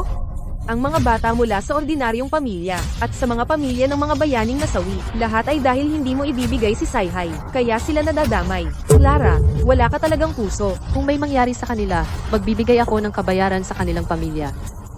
Clara, lahat sila namatay dahil sa iyo. Paano mo pananagutan yan? Sinasabi ko sa iyo, mauuwi ka rin tulad ng kapatid mo, ipapadala sa tribunal, at hahatulan ng kamatayan. Hindi malak ng position 1 ang pangunahing target. Timog silangan na hangin, lakas 3. Hindi mo naman talaga siya pinaniniwalaan, di ba? Nakalock na ang position 3 sa pangunahing target. Mga sniper, takpan ng iba pang 5. Ako na ang bahala sa pangunahing target. Naunawaan. Sunog?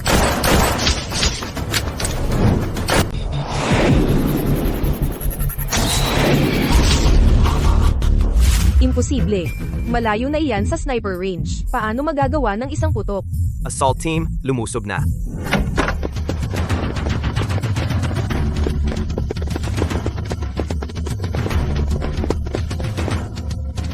Baby, okay ka ba?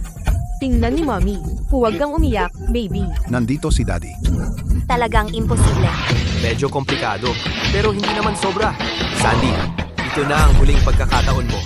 Huwag ka nang magpagamit. Si James, ako na ang papatay sa kanya. Evan, sino ka ba talaga? Paano mo patuloy na sinasabotahe ang aking mga plano? Pinaka-prioridad ay patayin ang dalawang gago na yon. Leo, nakuha na ni Kevin ang suporta ng World Bank. Wala tayong paraan para pigilan siya. At si Evan ay sumisikat sa War Department. Naniniwala ako na iimbitahan siya sa seremonya ng parangal sa loob ng 3 araw kung saan matatanggap niya ang papuri at suporta ng War Department. Nasa laro na sila. Hindi. Ang War Department ay pinamamahalaan pa rin ng ating pamilyang Lee. Kung maglakas loob siyang pumunta, sisiguraduhin kong hindi na siya aalis. Kapag nakuha ng ating pamilyang Lee ang kapangyarihan, lahat ng ito ay maaaring mapapawi. Sige, pwede ka nang umalis. Sandy, ang gawaing ibinigay ko sa iyo, Tapos na! Ang kadena ng ebidensya na mayroon si Kevin ay ganap ng nawasak. Kevin. Evan, kung maglakas loob kayong dalawa na magsalita, ang seremonya ng parangal ay magiging kamatayan ninyo. Sa pagkakataong ito, siguradong patay ka na. Simula pa lang, hinahabol mo na ako, di ba? Noong unang araw na nagkita tayo, nakita ko ang business card na nilagay mo sa bulsa mo. Kahit ano pa man ang layunin mo sa paglapit sa akin, hindi nakaapekto sa layunin ko, tinulungan mo pa ako ng marami. Ang kalaban ko ay ang pamilyang Lee. Isang makapangyarihang pamilya na kumukontrol sa karamihan ng War Department. Tinulungan mo ako, ayaw kitang masangkot. 3 araw mula ngayon ay ang seremonya ng parangal ng War Department. Ibinigay sa akin ng lolo ko ang USB drive. Naglalaman ito ng impormasyon tungkol sa kapatid kong babae. Sa kasamaang palad, 1 beses lang ito mababasa. Kaya hanggang ngayon, hindi ko pa rin alam ang laman nito. Sa seremonya ng parangal, ilalantad ko ang pakana ng pamilyang Lee upang linisin ang pangalan ng kapatid kong babae. Haharapin ko ang buong pamilyang Lee. Pwede ka pang umalis ngayon kung gusto mo. Dahil narating na natin ito, wala nang atrasan ngayon.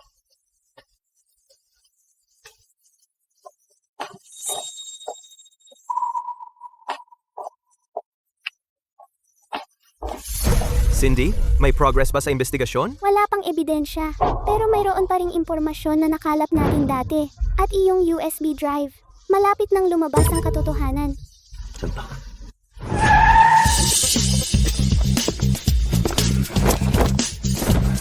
Lumalamig na po. Tatay, ingatan mo po ang sarili mo. Ang seremonya ng parangal ngayon ay hindi dapat mabigo. Handa ka na ba? Huwag po kayong mag-alala, tatay. Tara, pumasok na tayo. Pagkatapos matanggap ng aking ama ang parangal ngayon, ang Sihay Group ay magiging Narito si Ginoong Hu. 5 taon na ang nakalipas, dumating ang mga mananakop. Pinamunuan ng Mariskal ang 1,000,000 Dragon Guard patungo sa hangganan. Sunod-sunod na tagumpay. Ngunit sa huling labanan, pinaghinalaan ng pagtataksil ang Mariskal. Ang mga Dragon Guard ng Daxia ay tila mga rebelde. Totoo na ito, sa huling labanang iyon, nawalan ng 16 na lungsod ang Daxia. Ngayon, nagkakagulo na ang mga bansa. Kailangan ng Daxia ng madalian ng isang Dragon Marshal na walang kapantay, kayang ibalik ang takbo. Ang seremonya ngayong araw ay may iisang layunin. Ang pumili ng bagong Marshal na kayang baguhin ang takbo. 5 taon na ang nakalipas, pinagtaksilan ng lalaking iyon ang Daxia. Nawalan siya ng 16 na lungsod ng sunod-sunod. Sa krisis, pinamunuan ni Ginoong Lee ang hukbo kahit may sakit. Ipinagtanggol niya ang mga hangganan ng Daxia at pinrotektahan ang mga mamamayan nito. Para sa parangal na ito, inihahain ko si Leo Lee, Ginoong Lee. Tama iyan. Binago ni Ginoong Lee ang takbo 5 taon na ang nakalipas. Kwalipikado siyang maging bagong Dragon Marshal. Sumasang-ayon ako. 5 taon na ang nakalipas. Ang pag-aalsa ng Dragon Guard. Ang aking pamilya ang nanguna sa pag-atake. Ito ay ang hindi mabilang na mandirigma na lumaban hanggang kamatayan. Ang posisyong ito ng Dragon Marshal ay hindi ako karapat-dapat dito. Ha ha ha. Ginoong Lee, napakahinhin ninyo. Ang inyong ginawa ay malinaw sa ating lahat. Kung patuloy kayong magiging mahinhin. Baka hindi tayo makapili ng Marshal ngayon. Si Ginoong Lee ay napakasikat. Sa ganoong kaso, Ginoong Lee, umakyat po kayo para sa parangal. Sandali, ang pamilyang Lee ay hindi karapat-dapat sa Dragon Medal na ito. Claire, anong ibig mong sabihin? Nakipagsabuatan ang pamilya Lee sa mga dayuhang puwersa, pinapasok ang mga mersenaryo sa bansa, at maraming beses akong binantaan. Pinaghihinalaan ko pa nga na noong mga panahong iyon, ang insidente ng Dragon Guard ay may kamay ang pamilya Lee sa likod nito. Ang ginawa ni Master Lee para sa Daxia, nakita na ng lahat. Kailan naging isang babaeng mangangalakal na tulad mo ang manira sa kanya ng ganito? Mga kababaihan at mga ginoo, ito ang aking pinsan, ang CEO ng Sihay Group. Nagkalat lang siya ng kalokohan dito.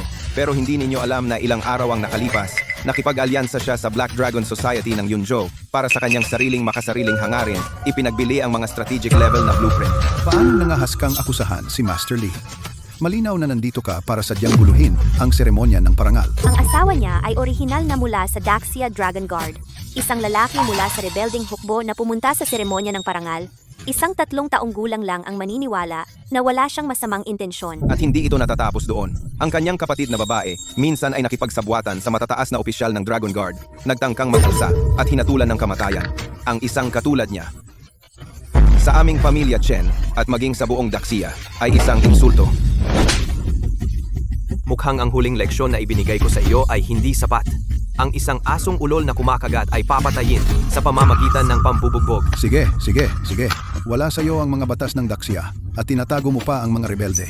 Mga guwardiya, kaladkarin ninyo sila palabas. Sandali, ang seremonya ng parangal ngayon ay may kinalaman sa kapalaran ng Daxia. Haharapin natin ang isyong ito pagkatapos. Kung nagtitiwala kayo sa akin, magbibigay ako ng paliwanag sa lahat. Si Master Li ay nagmamalasakit sa bansa at sa mamamayan nito, pero ang mga taong ito ay malinaw na may masamang intensyon. Iminumungkahi ko na patayin natin sila agad upang maiwasan ang anumang komplikasyon. Mukhang may kinakabahan na. Ano ang problema? Natatakot na maglabas ako ng ebidensya ng iyong maruruming gawain. Tama?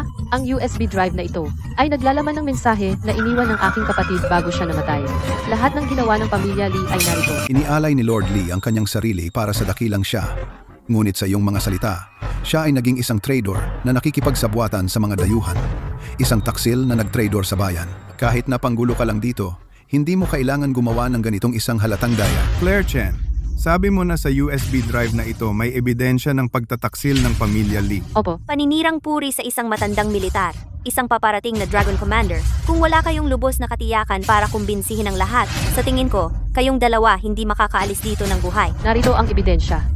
Makikita mo mismo. Ito ang medal ceremony. Hindi ito ang Four Seas Corporation ninyo. Wala kayong karapatan na turuan ng mga bayani ng siya ng tamang asal. Ano? May sala. Ang buong buhay na reputasyon ni Lord Li, hindi kailanman maaaring questionin ang iyong mga salita lamang. Kung ganoon, ang bawat isa sa siya ay maaaring patungo sa mga bayaning iyon na nagdurugo, magkalat ng chismis at paninirang puri ng basta-basta. Hindi ako naghabol ng katanyagan o kayamanan. Kung hindi ko ginawa, hindi ko ginawa. Sabi mo may ebidensya ang USB drive na ito. Sige, bibigyan kita ng pagkakataong patunayan iyon. Lord Li. Sige, dahil hindi naman tumututol si Lord Li, magsimula na tayo. Teka.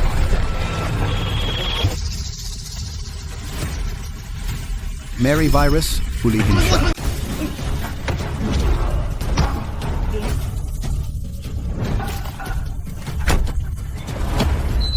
Baba natin ang ating bantay gamit ang Meryl Virus para pasukin ang top-level network ng Great Xia Catherine. Ito ay pagtataksil. Hindi siya ganoong uri ng tao. Naniniwala ako sa kanya. Naniniwala ka bang nasa kanya ang USB? Kung hindi siya, sino? May permission settings ang USB drive na ito. Mabubura ito pagkatapos ng isang basahin. Hindi ko pa ito nabasa simula nang makuha ko. May nagbago nito. Anong nangyayari? Nahawaan na. Ang Meryl Virus, ang pinakamalakas na virus sa mundo. Napakadaling kumalat nito. Kung hindi natin ito mapipigilan, ang defense network ng Great Xia ay tuluyang masisira. Sa mga dayuhang bansa, ang Great Xia ay mawawalan ng privacy. Maghanap kayo ng mag-aayos nito. Huli na, sinubukan na ng War Department na i-crack ang Meryl Virus pero hindi nagtagumpay. Mr. Hu, iminumungkahi ko na patayin natin si Catherine. Kumalat na ang virus, pero maaari natin gawing halimbawa siya. Kung may iba pang mag-iisip, Hindi tayo magpapakita ng awa. Usapin natin ito mamaya. Kailangan kong malaman ang pinagmulan ng virus. Dalhin muna si Catherine.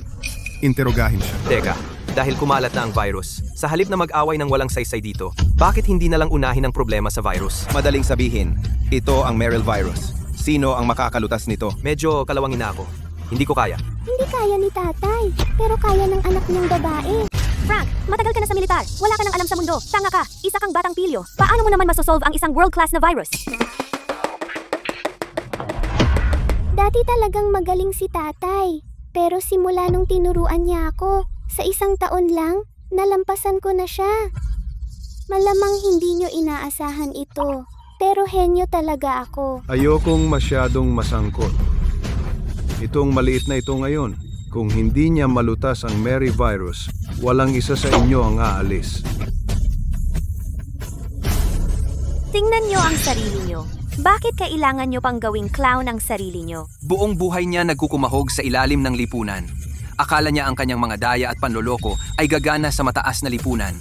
Hindi niya alam, isa lang palang clown act. Huwag mong masyadong pahirapan. Kung tutuusin, ang kaligtasan ng gusali ang nakataya. Mas mabuti kung malulutas niya ang virus. Teka, naniniwala ka ba talaga na isang maliit na bata makakalutas ng pinakamalupit na virus sa mundo? Tapos na ang biro at komedya na ito. Mr. Who, magdesisyon na po kayo. Tapos,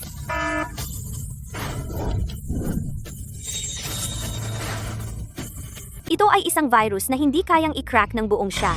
Hindi kayang i-crack. Paano nagawa ng isang maliit na bata na malutas ito sa loob ng 3 minuto? Talagang na-crack niya ito. Sisi, talagang nagawa mo ito. syempre, ako ang nangungunang henyo na hacker.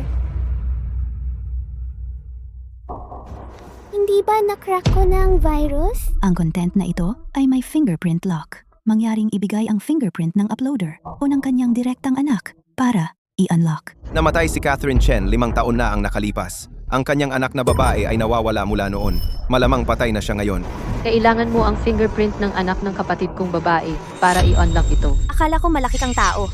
Pagkatapos ng lahat, hindi mo man lang alam ang password. Dahil ang password ay imposibleng i-unlock mula pa sa simula, hindi ba posible na ang tinatawag na ebidensya ay sarili lang niyang mga salita?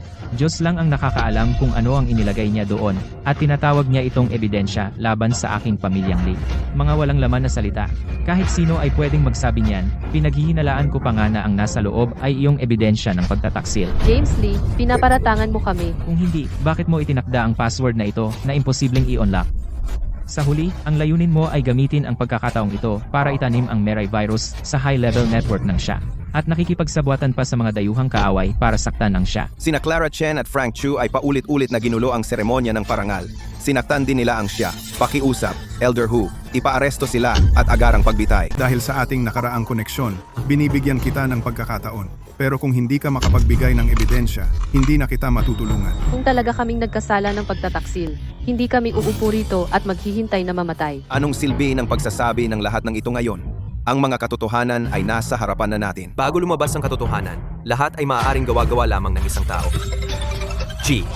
Who? Kakalabas lang ng Melee virus. Bumagsak ang defense network ng Daxia. Nakalantad ang ating mga strategic positions. Nagmobilisa ang mga dayuhang bansa. At nasa krisis ang hangganan. G. Who? Ang krisis ng Daxia ay nagsimula kay Chen Qingwan. Pakiusap, patayin sila agad upang mapanatili ang pambansang dangal ng Daxia. Para protektahan ng Daxia, hinihiling ko sa iyo, G. Who? Na utusan na gawing Dragon Marshal si Lord Lee. Muling ayusin ang War Department at iligtas ang Daxia sa oras ng krisis. G. Who? Pakiusap, gumawa ng desisyon. Sa huli, nabigo kami. Hindi pa rin nagbibigay ng utos si G. Who? Pinoprotektahan ba niya sila? Lord Lee, hindi mo pa namamana ang posisyon ng Dragon Marshal. Bantayan mo ang iyong tono. Nagsalita lang ako ng biglaan. Pakiusap, mag-utos na. G. Who? Napatayin sila agad. At huwag maantala ang seremonya ng parangal.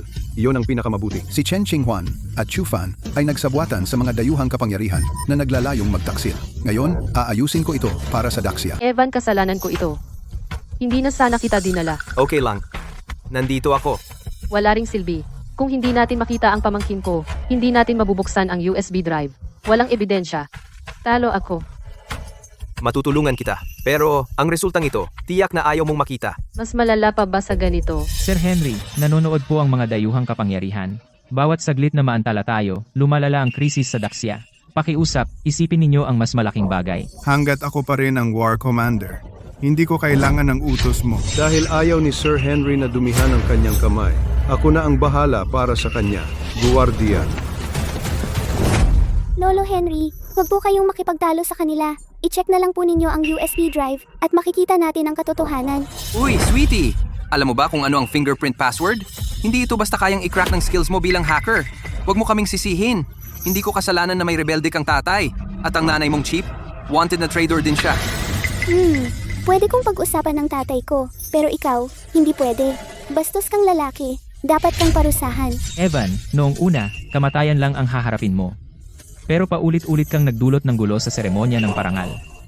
Ipinapangako ko, pangit ang kamatayan mo. Siguro, kapag nabuksan na ang USB drive, kayo ang mamamatay. Stacy, sa iyo na yan. Huwag mong sabihin sa akin na akala mo kaya niyang i-unlock ang fingerprint password. Hindi nakikipag-usap si Stacy sa mga henyo. Maghintay ka lang. Match successful. Tagumpay. Fingerprint lang yan. Hindi maintindihan ni Sisi kung bakit napaka-komplikado ng proseso. Ang password ay mabubuksan lang ng isang anak na babae na kadugo ng babaeng iyon ang makakapagbukas. Itong munting cutie, paano niya mabubuksan yon? Maliban. Si Sisi ay anak ng kapatid ko. Tita, pasensya na sa tagal kong itinago ito sa'yo. Si Sisi ay anak ng kapatid kong babae. Eh, ikaw. Sinabi ko sa iyo ang resultang ito, baka ayaw mong malaman. Pag-usapan natin to mamaya. Dahil nabuksan na ang password, tingnan muna natin ang iniwan ni Lisa. Wait, kung nabuksan mo ang password na ito, siguradong bumalik na ang sisi ko. Pero kapag nakita mo ito, malamang wala na si mommy. Pero kailangan mong maniwala. Gusto lagi ni mommy na makasama ka habang lumalaki ka. Kaya talagang yung babaeng iyon, may iniwan nga siya. Pero may mas importanteng bagay na kailangang gawin ni mommy tungkol sa iyong ama at sa kaligtasan ng buong gusali na kailangan kong gawin. Dahil sa uri ng negosyo ng si High Group, hindi sinasadyang makipag-ugnayan ako sa pamilya Lee. Gusto nila akong makipagtulungan sa ilang dayuhang puwersa para gumawa ng ilang kasunduan. Lee Shanhe, hindi ko inakala na ang pamilya Lee ninyo ay makikipagsabwatan sa mga dayuhang kaaway. Ito, baka may misunderstanding lang. Kung ang pamilya, Lee ko ay may nakikipagsabwatan sa mga dayuhang kaaway, siguradong haharapin ko yan pagbalik ko. Tumanggi ako, pero natuklasan ko na si Chen Feng ay may pribadong komunikasyon sa kanila. Mamaya narinig ko sina Chen Feng at panganay na anak ng Lee, si Lee Jingyuan, nagsasabwatan. Ang kinaroroonan ng Great Xia Dragon Guards ay naibigay na sa ibang bansa. Gamit ang Great Xia Dragon Guards at ang 16 na lungsod ng Great Xia bilang panlaban, magtatanghal sila ng isang palabas na ipinagkanulo ng Dragon Commander ang bansa. Ang Dragon Guards ay umatras ng walang laban, ibinibigay ang teritoryo ng Great Xia. Pagkatapos, ang pamilya Lee ang sasalo upang iligtas ang sitwasyon. Binata Lee, henyo ka talaga. Kapag nagtagumpay, ang Great Xia ay mapapasa kamay ng pamilya Lee. Yun Joe sa'yo na. Kaya ang Great Xia Dragon Guards ay hindi talaga mga rebelde. Ibinibigay ang 16 na lungsod ng Great Xia. Mga gwardiya. Dalhin sila sa piitan ng War Department. Pagkatapos kong harapin ang pamilya Lee, ipadala sila sa tribunal. Hindi ako matatalo. Muntik na akong magtagumpay. Paano ako natalo? Bakit? Bakit lagi kang lumalabas at sinisira ang mga plano natin? 5 taon na ang nakalipas. Iyon ay ang babaeng iyon. At ngayon, ikaw naman. Dahil ang gusto namin ay ang Daxia, hindi ang Daxia na pag-aari lamang ng pamilya Lee. Ano ang pagkakaiba? Kung makikipagtulungan ka lang sa pamilya Lee, ikaw pa rin ang nangungunang pamilya sa Yunjo. Pero pinili mong kalabanin kami. Bakit pa? Wala akong interes na maging aso ng pamilya Lee. At tumanggi akong yumuko sa mga dayuhang lobo na iyon. Paulit-ulit mong sinasabi na pinagtaksilan ng pamilya ko ang bansa. 16 na lungsod lang ang nawala sa amin. Sa sumunod na 5 taon, pinamunuan namin ang Daxia at ibinalik ang lakas nito. Hanggat ang Daxia ay maging Daxia ng pamilya Lee, ginagarantiya ko na babalik ang Daxia sa tugatog nito. Lee Shanhe, hindi kailanman magiging iyo ang Daxia. Kung hindi mo pinagbintangan si Commander Dragon, hindi sana bumagsak ang Daxia hanggang sa puntong kailangan ka pang magligtas nito. Matigas na ulo. Huwag mo akong sisihin sa pagtanggal ng maskara.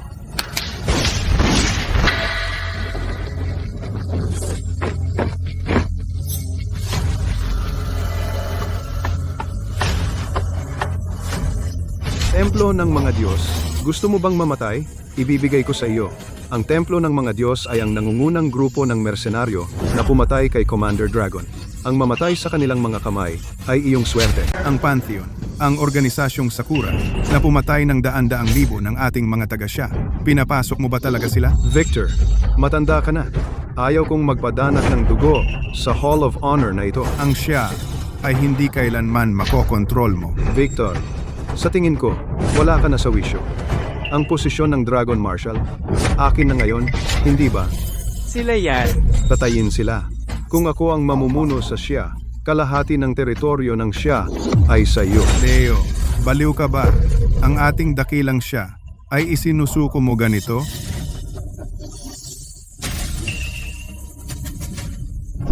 Limang taon na ang nakalipas. Ang digmaan nagbigay ng karangalan sa aking pamilya. Seremonya ng parangal ngayon. Kung walang hindi inaasahan, ayaw kong hatiin ang teritoryo ng siya sa dalawa.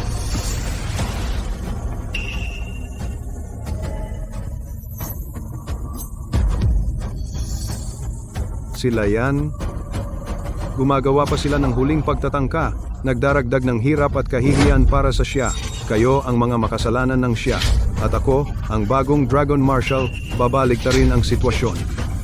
Walang hanggang katanyagan. Hinding-hindi mapapasakamay ang Daxia ng mga taksil na kaaway, at tiyak na hindi dahil sa sinasabi mo. Isa ka lang dating sundalo na may konting lakas. Sa panahong ito ng malaking pagbabago, hindi matalino ang sumong. Ikaw yan. Nilipol mo kami. Bawal ang mga mersenaryo sa Daxia. Dahil may nakalimot, tuturuan ko siya ng leksyon. Ang huling mayabang ay ang Dragon Marshal ninyo. Iyon ang Dragon Marshal ninyo. Ngayon ang damo sa kanyang libingan. Ay 3 talampakan na ang taas. Chufan, huwag. Kahit gaano karami ang langgam sa punso, mga insekto lang sila. Huwag kang mag-alala. Katawa-tawa. Gusto mong mamatay? Saka kita ipapadala sa Dragon Marshal mo.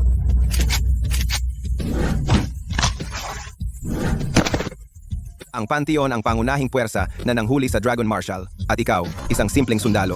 Vi. Kaya ito, ang iyong sandalan? Hometeho. Dapat lang sa isang Daxia Dragon Guard. Malamang mataas ang ranggo mo sa Daxia Dragon Guard. Siniyasat kita. Ang Daxia Dragon Guard ay walang record sa iyo. Sa ngayon, ang mga dayuhang bansa ay gumagalaw sa ating hangganan. Bawat segundo ng iyong pag-aatubili ay binabayaran ng dugo at luha ng ating mga sundalo. Kuya, hinahayaan mo pa bang magpatuloy ang komedyang ito? Ikaw, kung hindi mo pinagbintangan ang Dragon Marshal, walang lugar ang pamilya Lee sa Daxia. Patay na ang Dragon Marshal. Ngayon ako ang huling pag-asa ng Daxia. Ako ang Dragon Marshal. Tita, gustong-gusto kong sapakin itong matandang ito. Lagi niyang sinasabi na dapat mamatay ang tatay ko. Ethan, kumanda. Kung tama ang narinig ko, ibig niyang sabihin si Ethan, ang Dragon Commander. Ang lalaking iyon dati ay pinag-isa ang Daxia Dragon Guard. Aming pamilyang Lee ay hindi naglakas loob na kumilos ng padalos-dalos, kahit noong pinaratangan ang Dragon Guard ng mga rebelde. Hanggang ngayon, nakakalat sa Daxia, ang Dragon Guard hindi pa rin maaaring balewalain. Sayang, ang tanging makakapag-utos sa kanila, ang Dragon Commander ay patay na. Nag-isip ka pa ngang magpanggap na Dragon Commander. Matalino iyan, ngunit ang peke ay peke pa rin. 5 taon. Kung darating ang commander, babalik na sana siya ngayon. Hinahanap mo ang Dragon Commander? Nasa harap mo ang tatay ko? At hindi mo siya makilala? Bata, gaano katagal ka nila tinuruan? Sabihin mo kay Tito ang totoo, at bibigyan kita ng candy. Bata, napakawalang galang yan. Tuturuan ka ni Tito ng asal.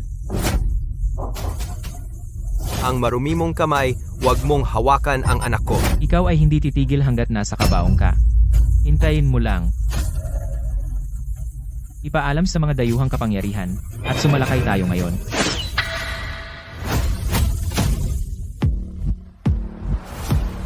Kaming 3 ay nagretiro lang, hindi kami namatay. Daxia ay hindi para sa inyong pamilyang Lee para gawin ang gusto ninyo. 3 Diyos ng digmaan, dahil nandito kayo, bakit hindi kayo lumuhod sa harap ng Dragon Commander? Kami ay mula sa Daxia Dragon Guard, kaya dapat kaming magbigay galang. Commander. Tumayo ka! Ethan, ikaw ang Dragon Commander. Alam kong itinago mo ang iyong pagkakakilanlan.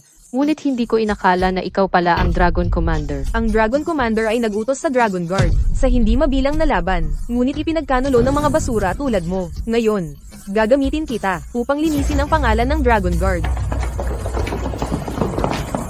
Ang Dragon Commander ay may tungkulin na protektahan ng milyon-milyon. Kayong mga maliit at mapanlinlang na tao ay hindi karapat-dapat dito. Naghanda ka?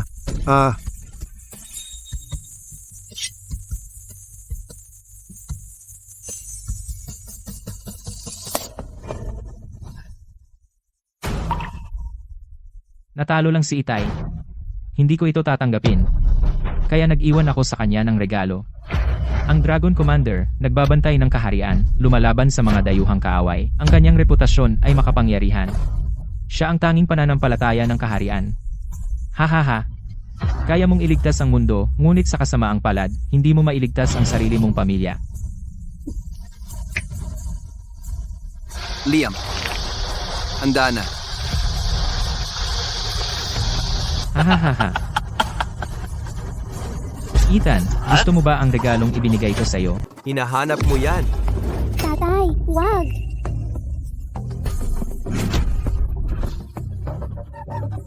Dahan-dahan lang. Umpisa na ang saya. Haha. Sharon, bumalik ka. Huwag ka nang magpatuloy.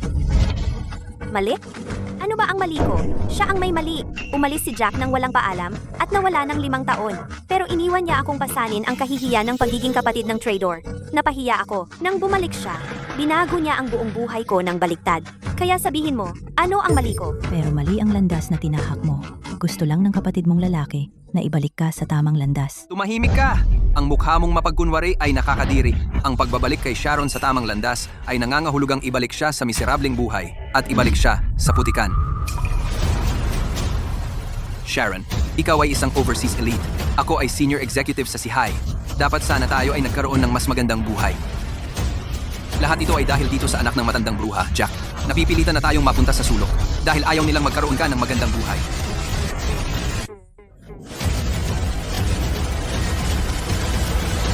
Gagawin natin silang magsisi magpakailanman. Hahaha. Rex.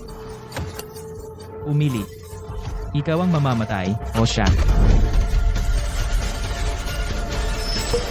Sandy, anong ginagawa mo? Nanay mo iyan. Hindi siya nanay ko. Pinutol ko na ang ugnayan natin. Bakit mo ako paulit-ulit na ginugulo? Ah! Frank, ang dakilang Dragon Lord ay hindi ka pinansin sa loob ng maraming taon. Pinahirapan ka niya ng husto. Ngayon, bumalik siya para ibagsak ka mula sa iyong trono. Sarili lang niya ang iniisip niya. Pinilit mo akong gawin ito. Hindi mo kayang paglingkuran ng pamilya at bayan, ang ating Dragon Lord. Paano siya pipili? Hahaha. Dragon Lord, si Daxia ay may utang sa iyo sa loob ng maraming taon. Ngayon, anuman ang desisyon mo, hindi namin iyon tatanungin. Tatay, pinagkakatiwalaan ko ang iyong desisyon. Sandy, huwag kang magkamali muli. Bitawan mo ang nanay mo. Binibigyan kita ng huling pagkakataon. Sinira niya ang lahat ng mayroon tayo. Ngayon, sinasabi niyang bibigyan kanya ng pagkakataon. Sandy, naniniwala ako na magagawa mo ang tamang desisyon. Kasalanan mo lahat ito. Naayos ko na ang aking buhay. Pero dahil sa iyo, ngayon ako'y matandang bruha. Tandaan mo ito, kung mamatay ka, lahat ng iyon ay dahil kay Frank. Tapos, Howard, patayin mo siya. Sissy,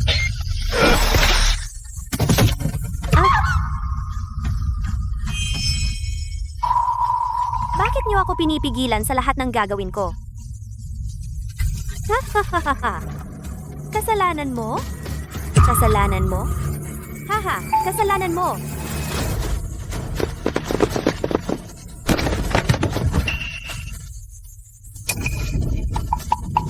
Ako si Dragon. Gusto kong mamatay na parang Dragon, Frank. Ikaw na ang pumatay sa akin. hayaan mo akong pumatay sa iyo. Madudumihan ang kamay ko.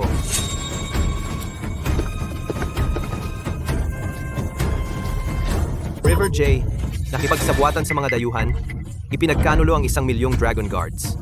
Ibinigay ang mga lupain at lungsod, pinayagan ng aking mga siya, yurakan ng mga dayuhan, guards, dalhin sila, tanggalin ang mga kneecap, putulin ang mga ulo, iturok ang mercury, ibuhos ang tinunaw na bronze, dalhin sila sa hangganan ng siya, lumuhod at magsisi, 1 siglo, 1 milenyo.